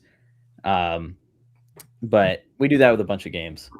I'm doing that too. Like I said, like if someone were to ask me what's the system that you're using for Gods of the Mid-North, I'm just like OSR. I mean, it started off with Rule Cyclopedia because I have a nostalgia for it, and I really like Paladins from that. It's the only Paladins I like is from the Rule Cyclopedia. They also have Avengers. Avengers are so cool. At 9th level, your henchmen are like orcs and hobgoblins stuff. It's freaking Warduke, man. Like that's awesome. Cool. But I've told my friends, if you can find an OSR game that's character class that you really want to use, we'll make it work. And like I said, my buddy who had the 5 intelligence cleric, he finally died. He got killed by the Guzzler. So he rolled up a Venturer from Axe who has a 5 strength, and he's kind of bitching about that now. Oh, cosmic justice. Anyway, but yeah, so we're going to make that work, and it's actually I've already figured out how to calculate a lot of the attack throws on the fly. So you can see some of the conversions we've done already over on the website. There's a character roster. I will tell you that is not reflective of all the characters in the game. It's just convincing 300 people to fill something out is incredibly difficult. So there's like 60 of them have filled it out. But you'll see characters on there and who's playing them and stuff, and then it'll list, what race and class are using. But you'll see in there's some classes that don't exist in B&B. There's some from other games, races from other games. They're like, yeah, I'm playing this, that. I do the same thing with like adventure modules I get. I'll work it into my world usually. If I don't want to, usually I don't want to with Hyperborea because I like that setting too. I'll just say, hey guys, a portal's opened up and y'all can travel to Hyperborea if you guys want to. And then I'll kind of nudge them because that means I usually want to run it. But but like Gary, you brought this up earlier. You're talking about because I'm sure you have certain games and certain play styles you like to use, and I know you've got my box set there. If all you ever did was tear up my box set and steal rules from it to throw into a different game, that would make me just as happy as somebody. If actually, it'd probably make me happier because that's really what I tried to put it together with the intention of is that you could modularly pull things out of it. I have to tell you that for your game, and this isn't true of all games, there are certain aspects of your game that, even though it's an OSR game, I feel like are really unique. Like I would probably play your game rules as written as much as I would BX or BECME or AD&D. At least I will for agree a with little you, while. mainly because that's the game I like to run. But yeah, yeah, for sure. And I also think that as I've been running more rules as written, like I used to be the guy that read a game and be like, okay, well, we're going to hack this. And you have to learn your lessons sometimes. Like it didn't need to be hacked. It was fine. But you also get into the headspace of the creator. The more you play their game, the more you read the material. When it does come time for you to make your stuff up, you're like, you kind of know, you have an idea of how it's going to work out, how you should do it based on your experience with that game. So anyway, you've got a good point. Knowing something before breaking a rule. We have so I come from the film world, from normal work, and that's, no rule before you break it. I think that's important, but also I've heard a lot of people get really upset at other people for not playing things by the rules and stuff like that. And I'm just kind of like, yes, you probably should know the rules, but there's also not rules lawyers showing up to your house. Well, and I also feel like there's phases to a game. When a group gets a new game, there's sort of this learning phase, and you learn to communicate within the sort of the confines of the game, right? Like some games you need to really strategize and your players are going to talk in between turns, and other games have sort of a faster combat. So there's this whole other thing, this flow of the game, whatever you want to call it, that I feel like you have to get down. But whatever, I'm a dirty hippie. Real quick, $5 super chat from Atmos. Thank you, sir. Really appreciate it. For Matt Tapp, is there light bulb in Decima? I'm going to assume you're asking me if there's light bulb technology within the town of Decima. I want to say no, because the whole world is very 16th century, but Mordecai, the traveling merchant, he does have a light bulb on his multiversal carriage. So it's kind of a cheat, technically. If you're not talking about that, then I have no clue what you're talking about. So we got a $9.99 from Agile Monk. Thank you very much. Here's some love for the channel, my friends. Hey, thank you. We appreciate it. Good to see you. You're helping pay for my room at North Texas Con. Thank you very much. I actually, I'm going to make a quick aside. Please hit like, subscribe, bell icon. Because of the super chats and the support we've gotten for the past few months this year, I've been able to actually pay for the hotel this year. That's awesome. Yeah, so the goal will be to fund more that so we can do more things and maybe increase our equipment budget because it's currently at zero. I was actually going to say, I get messages during the show, I get DMs during the show, and I'd say roughly 25% of those DMs are you coming to GaryCon? Are you coming to VentureCon? Are you coming to this? Are you coming to that? Well, I'm going to tell you right now, open up your hearts and your pocketbooks, and I will be at all of those cons, my friends.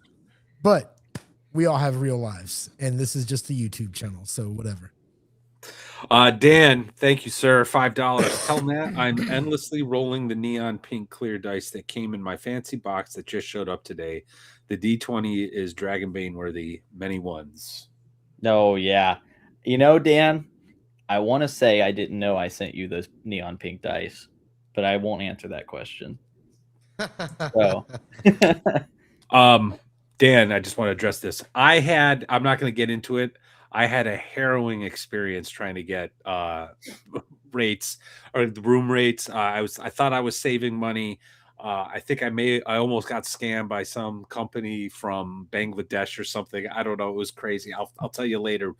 But I actually called the hotel and I'm like, I'm there for this convention, and I would not, because they kept trying to send me to some like website, and I was like, no, I got to talk to a human being. I was kind of like a Karen. I'm not gonna lie. I was that guy. I'm like, nope. I'm gonna be here. I see those rates. I want them, and that's how I got them. so Squeaky wheel gets the greasing. I guess that's the moral of that story. I was going to be at North Texas Con. That was going to be the plan, but I didn't get my schedule all situated because I'm also going to be at Central New York Con, which, by the way, I'll be a special guest this year at Central New York Con, which is going to be a lot of fun. I'm going to try to go for at least a day. I don't know if it's going to happen. Yeah, you might as well, man. You might as well. Like, Chance will be there, so you'll see another one of my refs. He was at Arnicon also, but well, I know Chance, yeah. Oh, then yeah, perfect. Yeah, I've known him for a few years. Yeah, I think he's running a Hyperborea game there too. But yeah, so I'll be at Central New York Con as a special guest. I'll be at Dave Con next week, and then I'll be at Arnicon again in October as a special guest at Arnicon. Nice. So that'll be a lot of fun. You have no idea. Well, maybe you do. The amount of convincing it took with my fiance being like, I'm going to leave on a plane ride 3 times this year.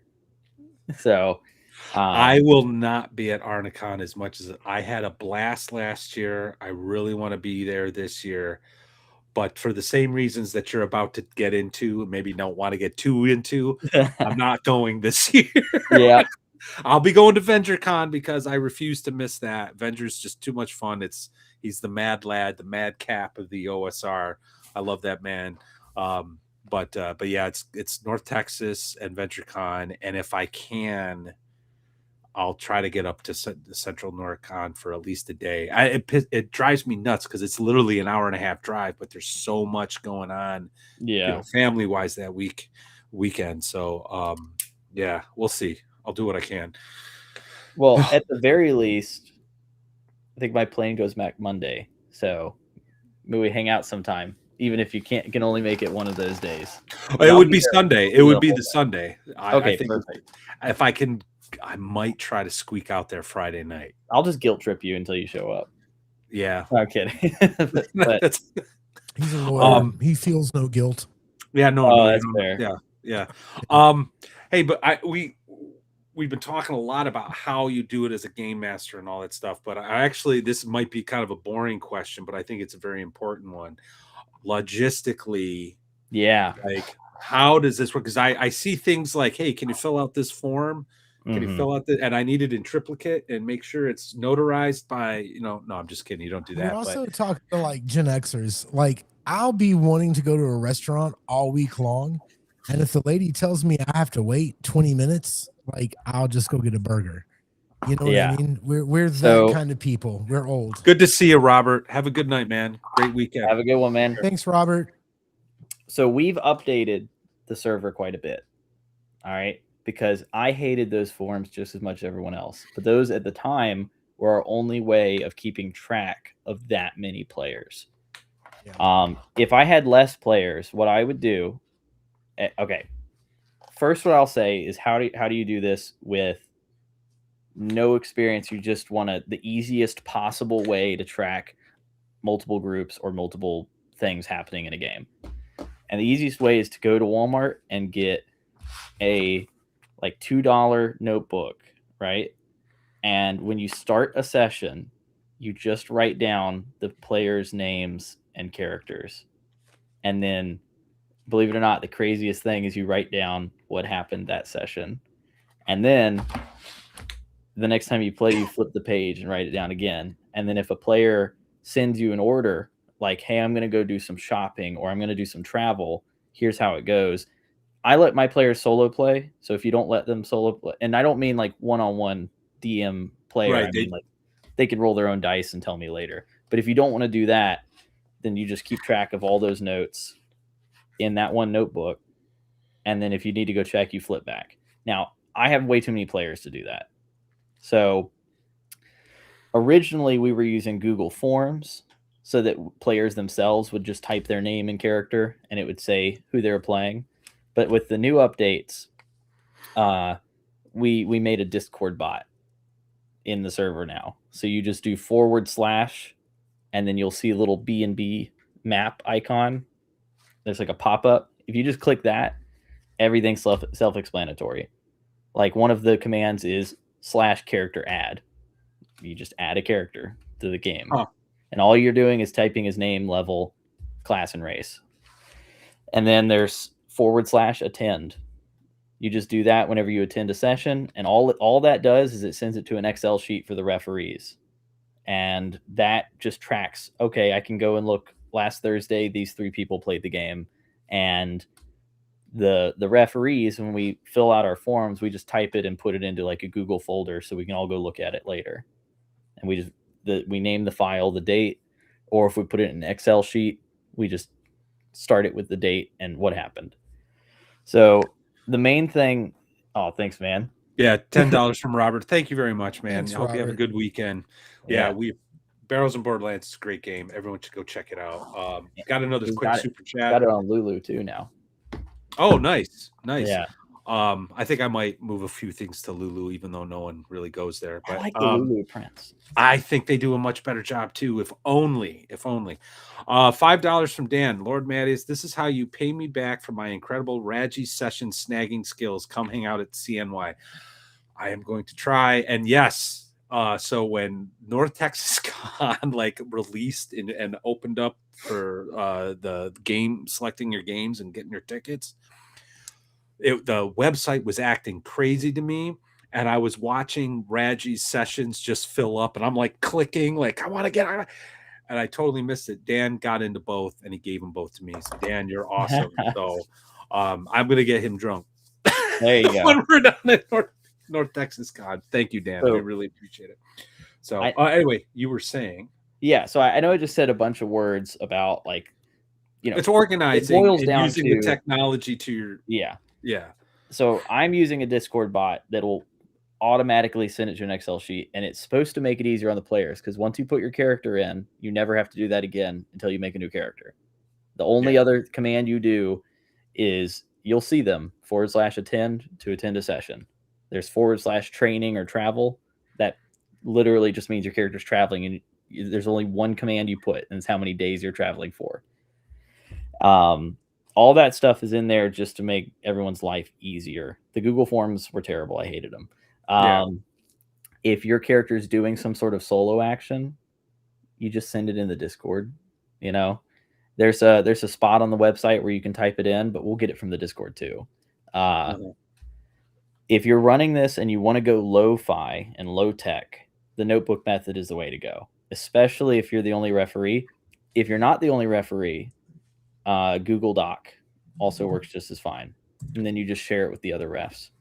I'm going to actually share a screen that, oops, this is the wrong one. Hold on a second. Of the website? No, something that I've been doing for mine. I'm just, for some reason it's. Well, while you're pulling that up, I started with pen and paper doing the notebook method, and I've got like 3 notebooks filled up over there from this campaign. And then I moved everything to digital just because I was scared that a house fire or a spilled drink was going to get rid of my session notes. So another thing you can do is, if you are worried about that, is once you fill them up, if you get the serrated paper, you can rip all of them out and take them somewhere to get scanned, and then they'll just put it on a flash drive for you. And then you'll just put it into a folder when you're done. So this is what I've been using. Well, I've been using, and in theory, my players should be using. It's we've been using Notion. Let's see, is that Yeah. there? It is. And it's a shared doc in a sense, and you can, we got session summaries. They haven't been very good about. Oh, actually, no, they started updating it. Fantastic, good job, guys. Very proud of you. We have this is a kind of a joke. So they have a they have a bar and grill. Due to a typographical error in the text, it's now called Ye Old Pube. But this is where I've been keeping track of their investment income and all that. And then, of course, down below, this was Grimhild was a storyteller. She's dead now. Character creation rules, campaign rules. The maps weren't working, but I even have some private notions for specific individuals. So, like our thief. Let's see, where's the. Oh, it looks like someone's been adding some additional stuff too. Oh, interesting. Anyway, Good. no, it's good. No, this is good. This is very good. So, but yeah, this has been great because they've been able to keep track of stuff. I have another player who his stop sharing. There you go. Whose character has like this entire spy network, and that's how I've been able to feed him information. It's all organized by NPC and stuff. So I really like Notion if you can get your players to actually use it. So Notion's pretty good. What I've found is because of us running it on the Discord, as long as the refs go in and we can just copy paste what they put in the Discord into a document, it helps a little bit. Mainly because what I've noticed is, especially at this scale, whatever the easiest way to do something is the way I have to do it. Least amount of steps and button clicks to get from A to B. So, and that's also important with like your home group, because if you're sitting there, you're saying, "Hey guys, you know how we show up every night and you don't have to worry about anything, and all you have to do is track what's on your character sheet, and that's the way we play." And then you come to them and you're like, "Hey guys, we're going to run this huge campaign. There's going to be factions and guilds and all this interconnected stuff, and y'all are going to have to figure out where you guys want to travel." It freaks them out. It usually does. But if you approach it a different way, where you just start like letting little inklings in there, like one of the things that really prompts a lot of the new people on the server into getting into scheduling sessions is when they find a dungeon room and I say it's been ransacked. The chest is empty. And they're like, "What?" And I'm like, "Yeah, the chest is empty." And they're like, "Damn it. Well, fine. Can you run a game next Friday? We're getting in here before the next group, you know?" Or better yet, you'll say, you'll see what the other players are doing. Like John started building his castle, and it's like, "Well, I want a castle," you know? Yeah.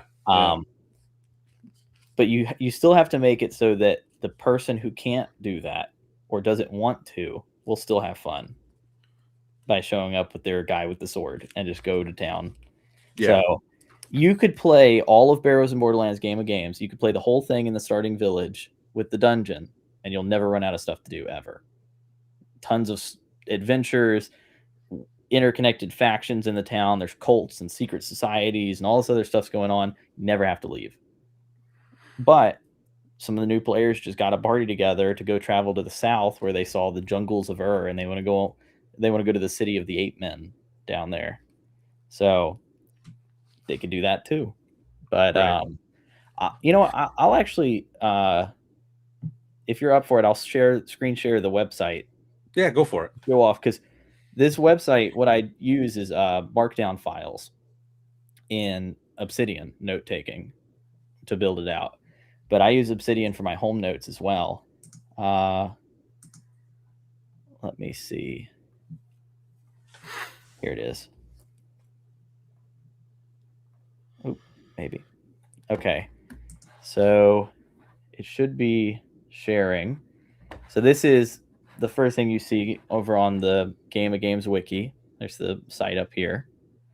You can also get to it, like I said, if you go to barrowsandborderlands.com. So if you're on the main website and you see this, you just click Game of Games and take you back here. But it gives you an overview step by step. Here it's 5 steps to get in. Actually 4. Join a guild is optional, but I think guilds are fun. And then we've got our house rules on here. We use a couple house rules just to help us with the size. And you can see all the upcoming games. Like right now, the current event is Heckle Matt while he's on YouTube. So, but you'll see, just any of the upcoming games. If you want to run games on the server too, just ask, and we'll pick a good time. The map I brought up earlier, this is something the players can use if they want to know where they are. So this right here is the starting area, Decima. And all this information is either in the books as well or on the server, or you can just ask us. You can hover over and see what square number it is and all this. And from here, this is also a place where players get to getting some ideas for adventures. Like they might go over and say, hey, Palace of the Demon Lord, that's pretty cool. Maybe we go get a party together to check that out. I do have, this is just a map of another world we visit, but you've moved on to different things you were sharing, because it's not. Oh, is it only showing that first page? Yeah. Oh, I see why. I'll show the map again. So there we go. House rules. I was in the other tab. Yeah. All right, house rules, blah, blah, blah. All that's in here. Like I said, the upcoming sessions and the map. So if you're on here, that's like a sick map. Jesus. Palace of the Demon Lord is right here in the desert. You might say, ooh, I want to go check that out. Starting town's down here, and you'll see at the bottom, if you hover over a square, it'll tell you what it is. You can also click on them. It works the same as hexes, so like there's a grid across the top. And funny enough, we actually have, if players want to, I'll run Gods of Forbidden North for them if they sail up there. If they sail this way, I'll run Nebulith. But we've got tons of stuff. Right now, like I said, the players are traveling over to the Ruins of the Ape King. I was showing the other world map. We'll travel here sometimes. I have the calendar showing on here, so you can see what day it is in game. And somebody's got some hirelings pay due on this day.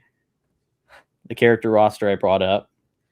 But all of this is stuff that I would do normally on note paper as well. Right. I just moved it to digital. So if you're doing this on note paper, you can do it quite easily by having one of your pages be listed as house rules. Or if you're on Notion, same thing. Have one of the files as house rules. Yeah. One of them is character roster, where you just list all the characters. Of course, we have a spot for tipping referees. They run games for free over there. And then, we've got little tools that we've thrown together on here, like the initiative tracker and the character creator and stuff like that. And some of these other ones that really only the referees use, like XP calculator and such.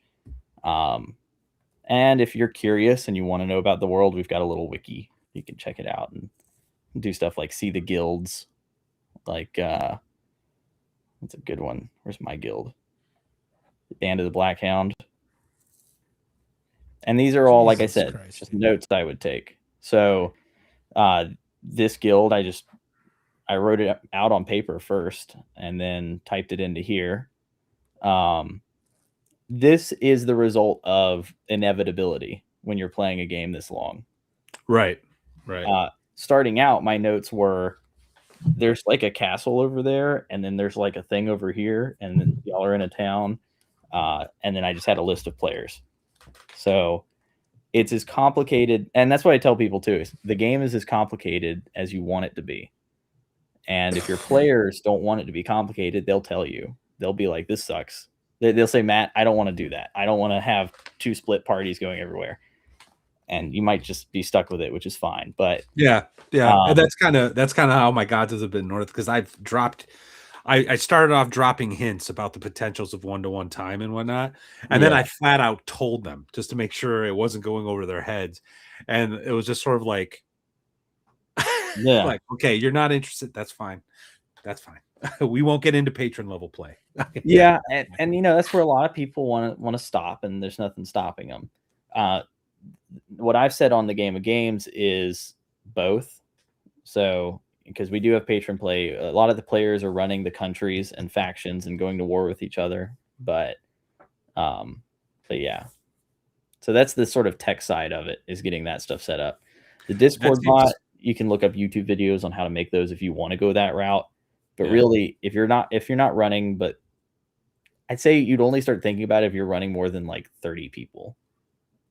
You know? Right.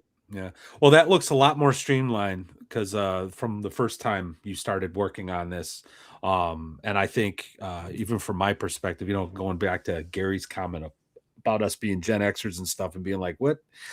This looks so much more accessible. So yeah, we tried to make it so that if you join the server and there was a game happening that night, there was nothing stopping you from playing that night in that game. Yeah. No, I actually have been looked over your server since we've been talking, and it is a lot. It's different than it's much less than what I had. And we got to remind people that I had much more access than I deserved. I also popped into the heckle room for a minute just to say hi. They're doing okay over there, but they're heckling you. Oh, I can imagine the horrendous things that would get them all canceled that they're probably saying about me right now. No, it's actually pretty quiet. I think they're all paying attention or asleep. Matt, do you think this is something, and I really wonder about this when I think about your game and everything, not Barrows and Borderlands, but the game that you run and the amount of people and all of that kind of thing. Is this something you think you can plan for and you can grow, or is it something that happens because your game is badass? Okay. Well, I don't think there's anything particularly special about, how do I put this? Like I said earlier, the moment you think you're the smartest person in the room, you're not the smartest person in the room. Mm-hmm. I do think anybody could set something like this up if they wanted a group that played like this.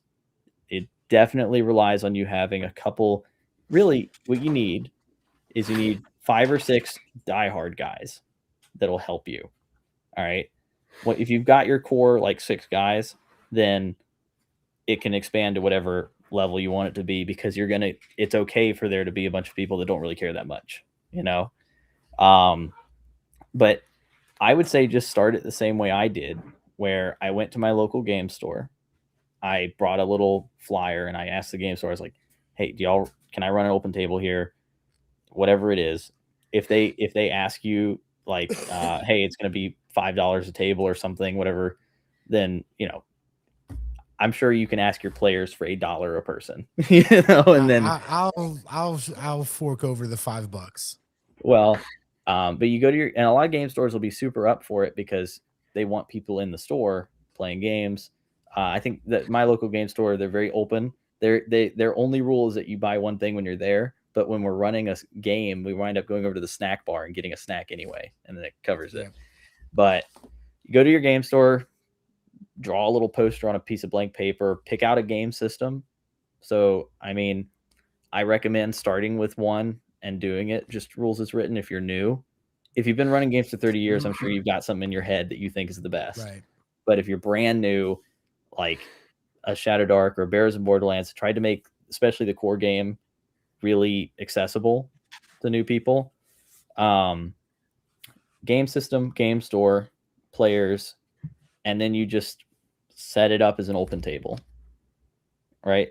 Somebody walks in the store and they're looking around and, they look like they're watching you play. You just wave them over and let them play.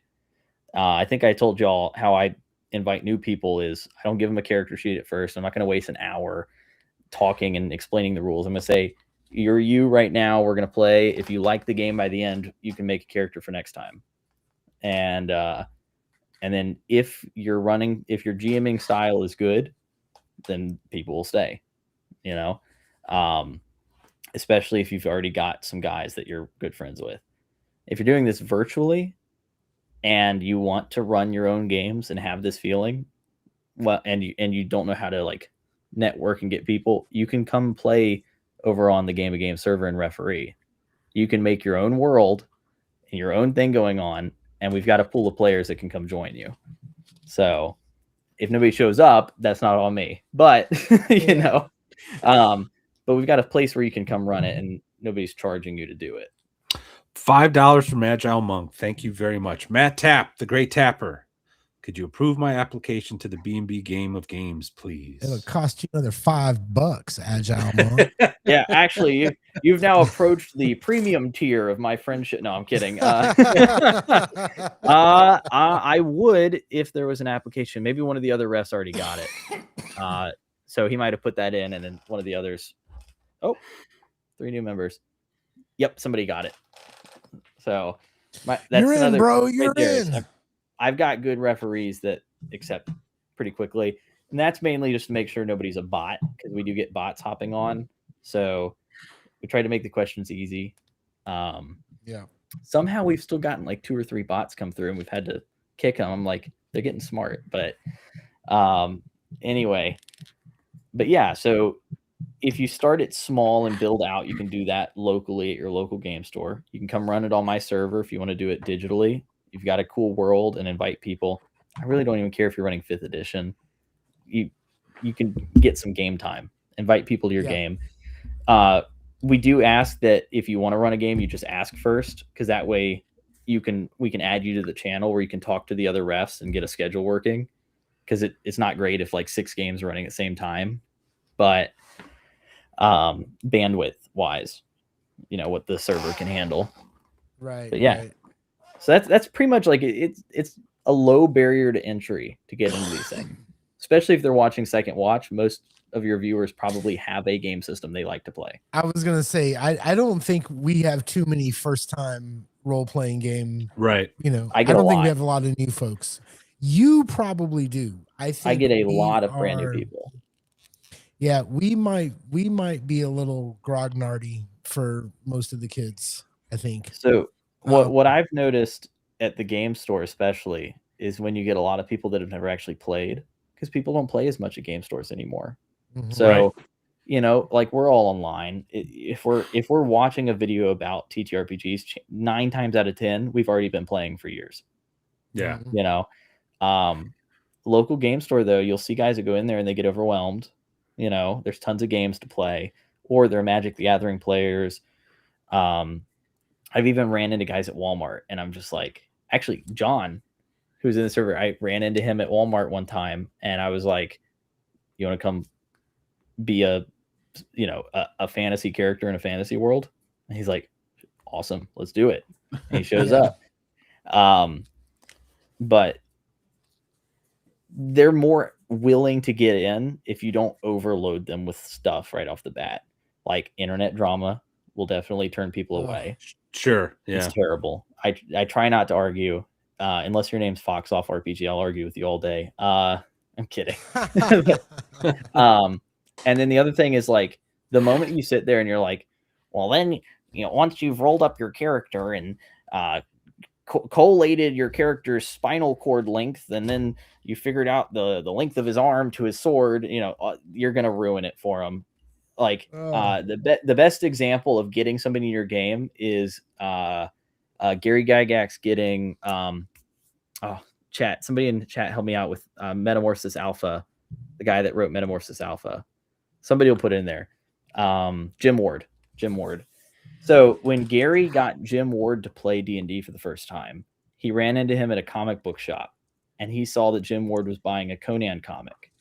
And Gary loved Conan, so Gary walks up and goes, hey, I made a game. I'm a game designer. Do you want to come play with us and be Conan? And then he showed up. You know, you can explain all the other crap later. Get him to play at the table first. Yeah. When I've looked back at some of the things that I may not, some things that I could either approve or, you know, improve or adjust or whatever, I think in a couple of games, I've had like this little lore Bible, and I've told everybody, you can read it or not read it. I don't care, but here it is. And I think just having that might not have been the best idea. Like, I think I should have just, don't give the players anything. Show up Tuesday at 7:30. Here we go. So Gary Gygax, if you read Europa Magazine, Dragon Magazine, Strategic Review, a bunch of other Alarms and Excursions. You can find them somewhere. If you read them, a lot of what he talks about in the 70s is his favorite part about the game is when he shows up and doesn't know how a referee is going to run it. And he completely disagreed at the time with the idea that the players needed to know all the rules. The referee is the one that needs to know rules, because the players, when they show up, now I get the argument about making an informed decision and all that, but there's something really awesome about the first time somebody sits down at my table and they're like, hey, you just found a sword and it's glowing. He's like, what? This sword, and then I'm like, y'all are going down a hall and there's eyes at the other end of it. Or you walk into a room, floor to 35 foot, made entirely of solid ruby with a bed of charcoal in the center of the floor. And in it, there's little spits of fire. And then, a humanoid mass of flame shows up with 2 black eyes right in front of you. They don't know what that is. Well, all of us were like, oh, fire elemental, whatever. They don't know what that is. They're like, dude, we got to run. We'll die immediately. I don't know what this is. That is probably like the best moment in a game, is that new guy getting to experience that. Yeah. Yeah. I agree. Yeah. So can't whatever I remember can the do to last make it time- easier, the better. I can't remember the last time I played with somebody who had never played before. Like, it's been a long fucking time since I played with somebody who's never played a role-playing game. I think it was my son a couple of years ago, his first time. The kids, But yeah. But that's, yeah. Well, that's a good, nowadays, that's kind of something with the world now, is a lot of us are terminally online, or we're not meeting actual new people outside of our bubble. So I try to make a point when I'm out, because I used to be really socially awkward and have a hard time talking to people. So I try to make a point to like run up and be like, hey, you want to come play my nerd game? But I think I've had brand new players just about every other month at our table. Well, that's cool. It's a lot of fun. Now that's because we're at the local game store running it. On the server, they come into the server afterwards, because everyone I get on the server has played a game before, and they saw me on somebody's show and they got Barrows and Borderlands, they want to come in. And that's awesome also. But there's just something magical about the random guy at the magic shop, and he's like, oh, all the other Magic players didn't show up, but I'll sit down and play this weird Dungeons and Dragons. And he thinks it's going to be at most, because most people haven't seen Critical Role. It's popular. It's popular, but most people actually haven't seen it out in the real world. Yeah. I've actually been toying with the idea of doing an open table, because at the end, I just want to play more. But but I've been thinking about doing the open table thing in my local gaming store, because you're right. Like, I've been doing for the past 5 years, like most of my gaming has all been online, and just kind of branch out and meet new people and stuff. And with the Shadow Dark West Reaches thing coming out, I thought it might be a good way to, kind of get involved with the Shadow League and stuff.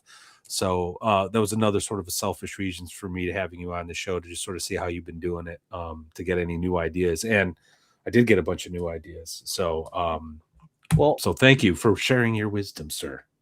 Well, and your experiences. Well, here's the thing. Two things that really help get the new guy at the table is the ease, but also the pitch of your game. So it's really easy. It used to be really easy to say, do you want to be Conan?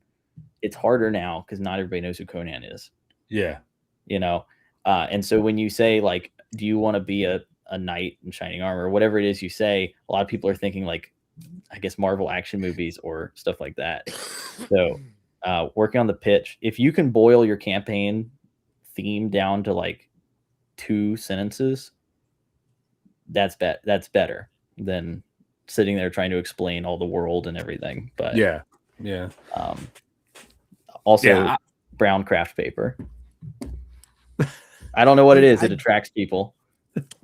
My youngest, he's a phasey kid, but he goes through these drawing phases, and he has a huge roll right now on the table over there on a spool of brown paper bag that you can just roll out across the table. And I'm just like, oh, guys. It's on a thing, and it's like a big paper towel roll, but it's a 3-foot brown paper bag roll. Well, draws on it. You can get, that's exactly what I do, dude. You can get a 3 or 4 foot roll of craft brown paper from Hobby Lobby, or no, Home Depot is even better. You can go to Home Depot and get it for $15 for like 200 feet of it.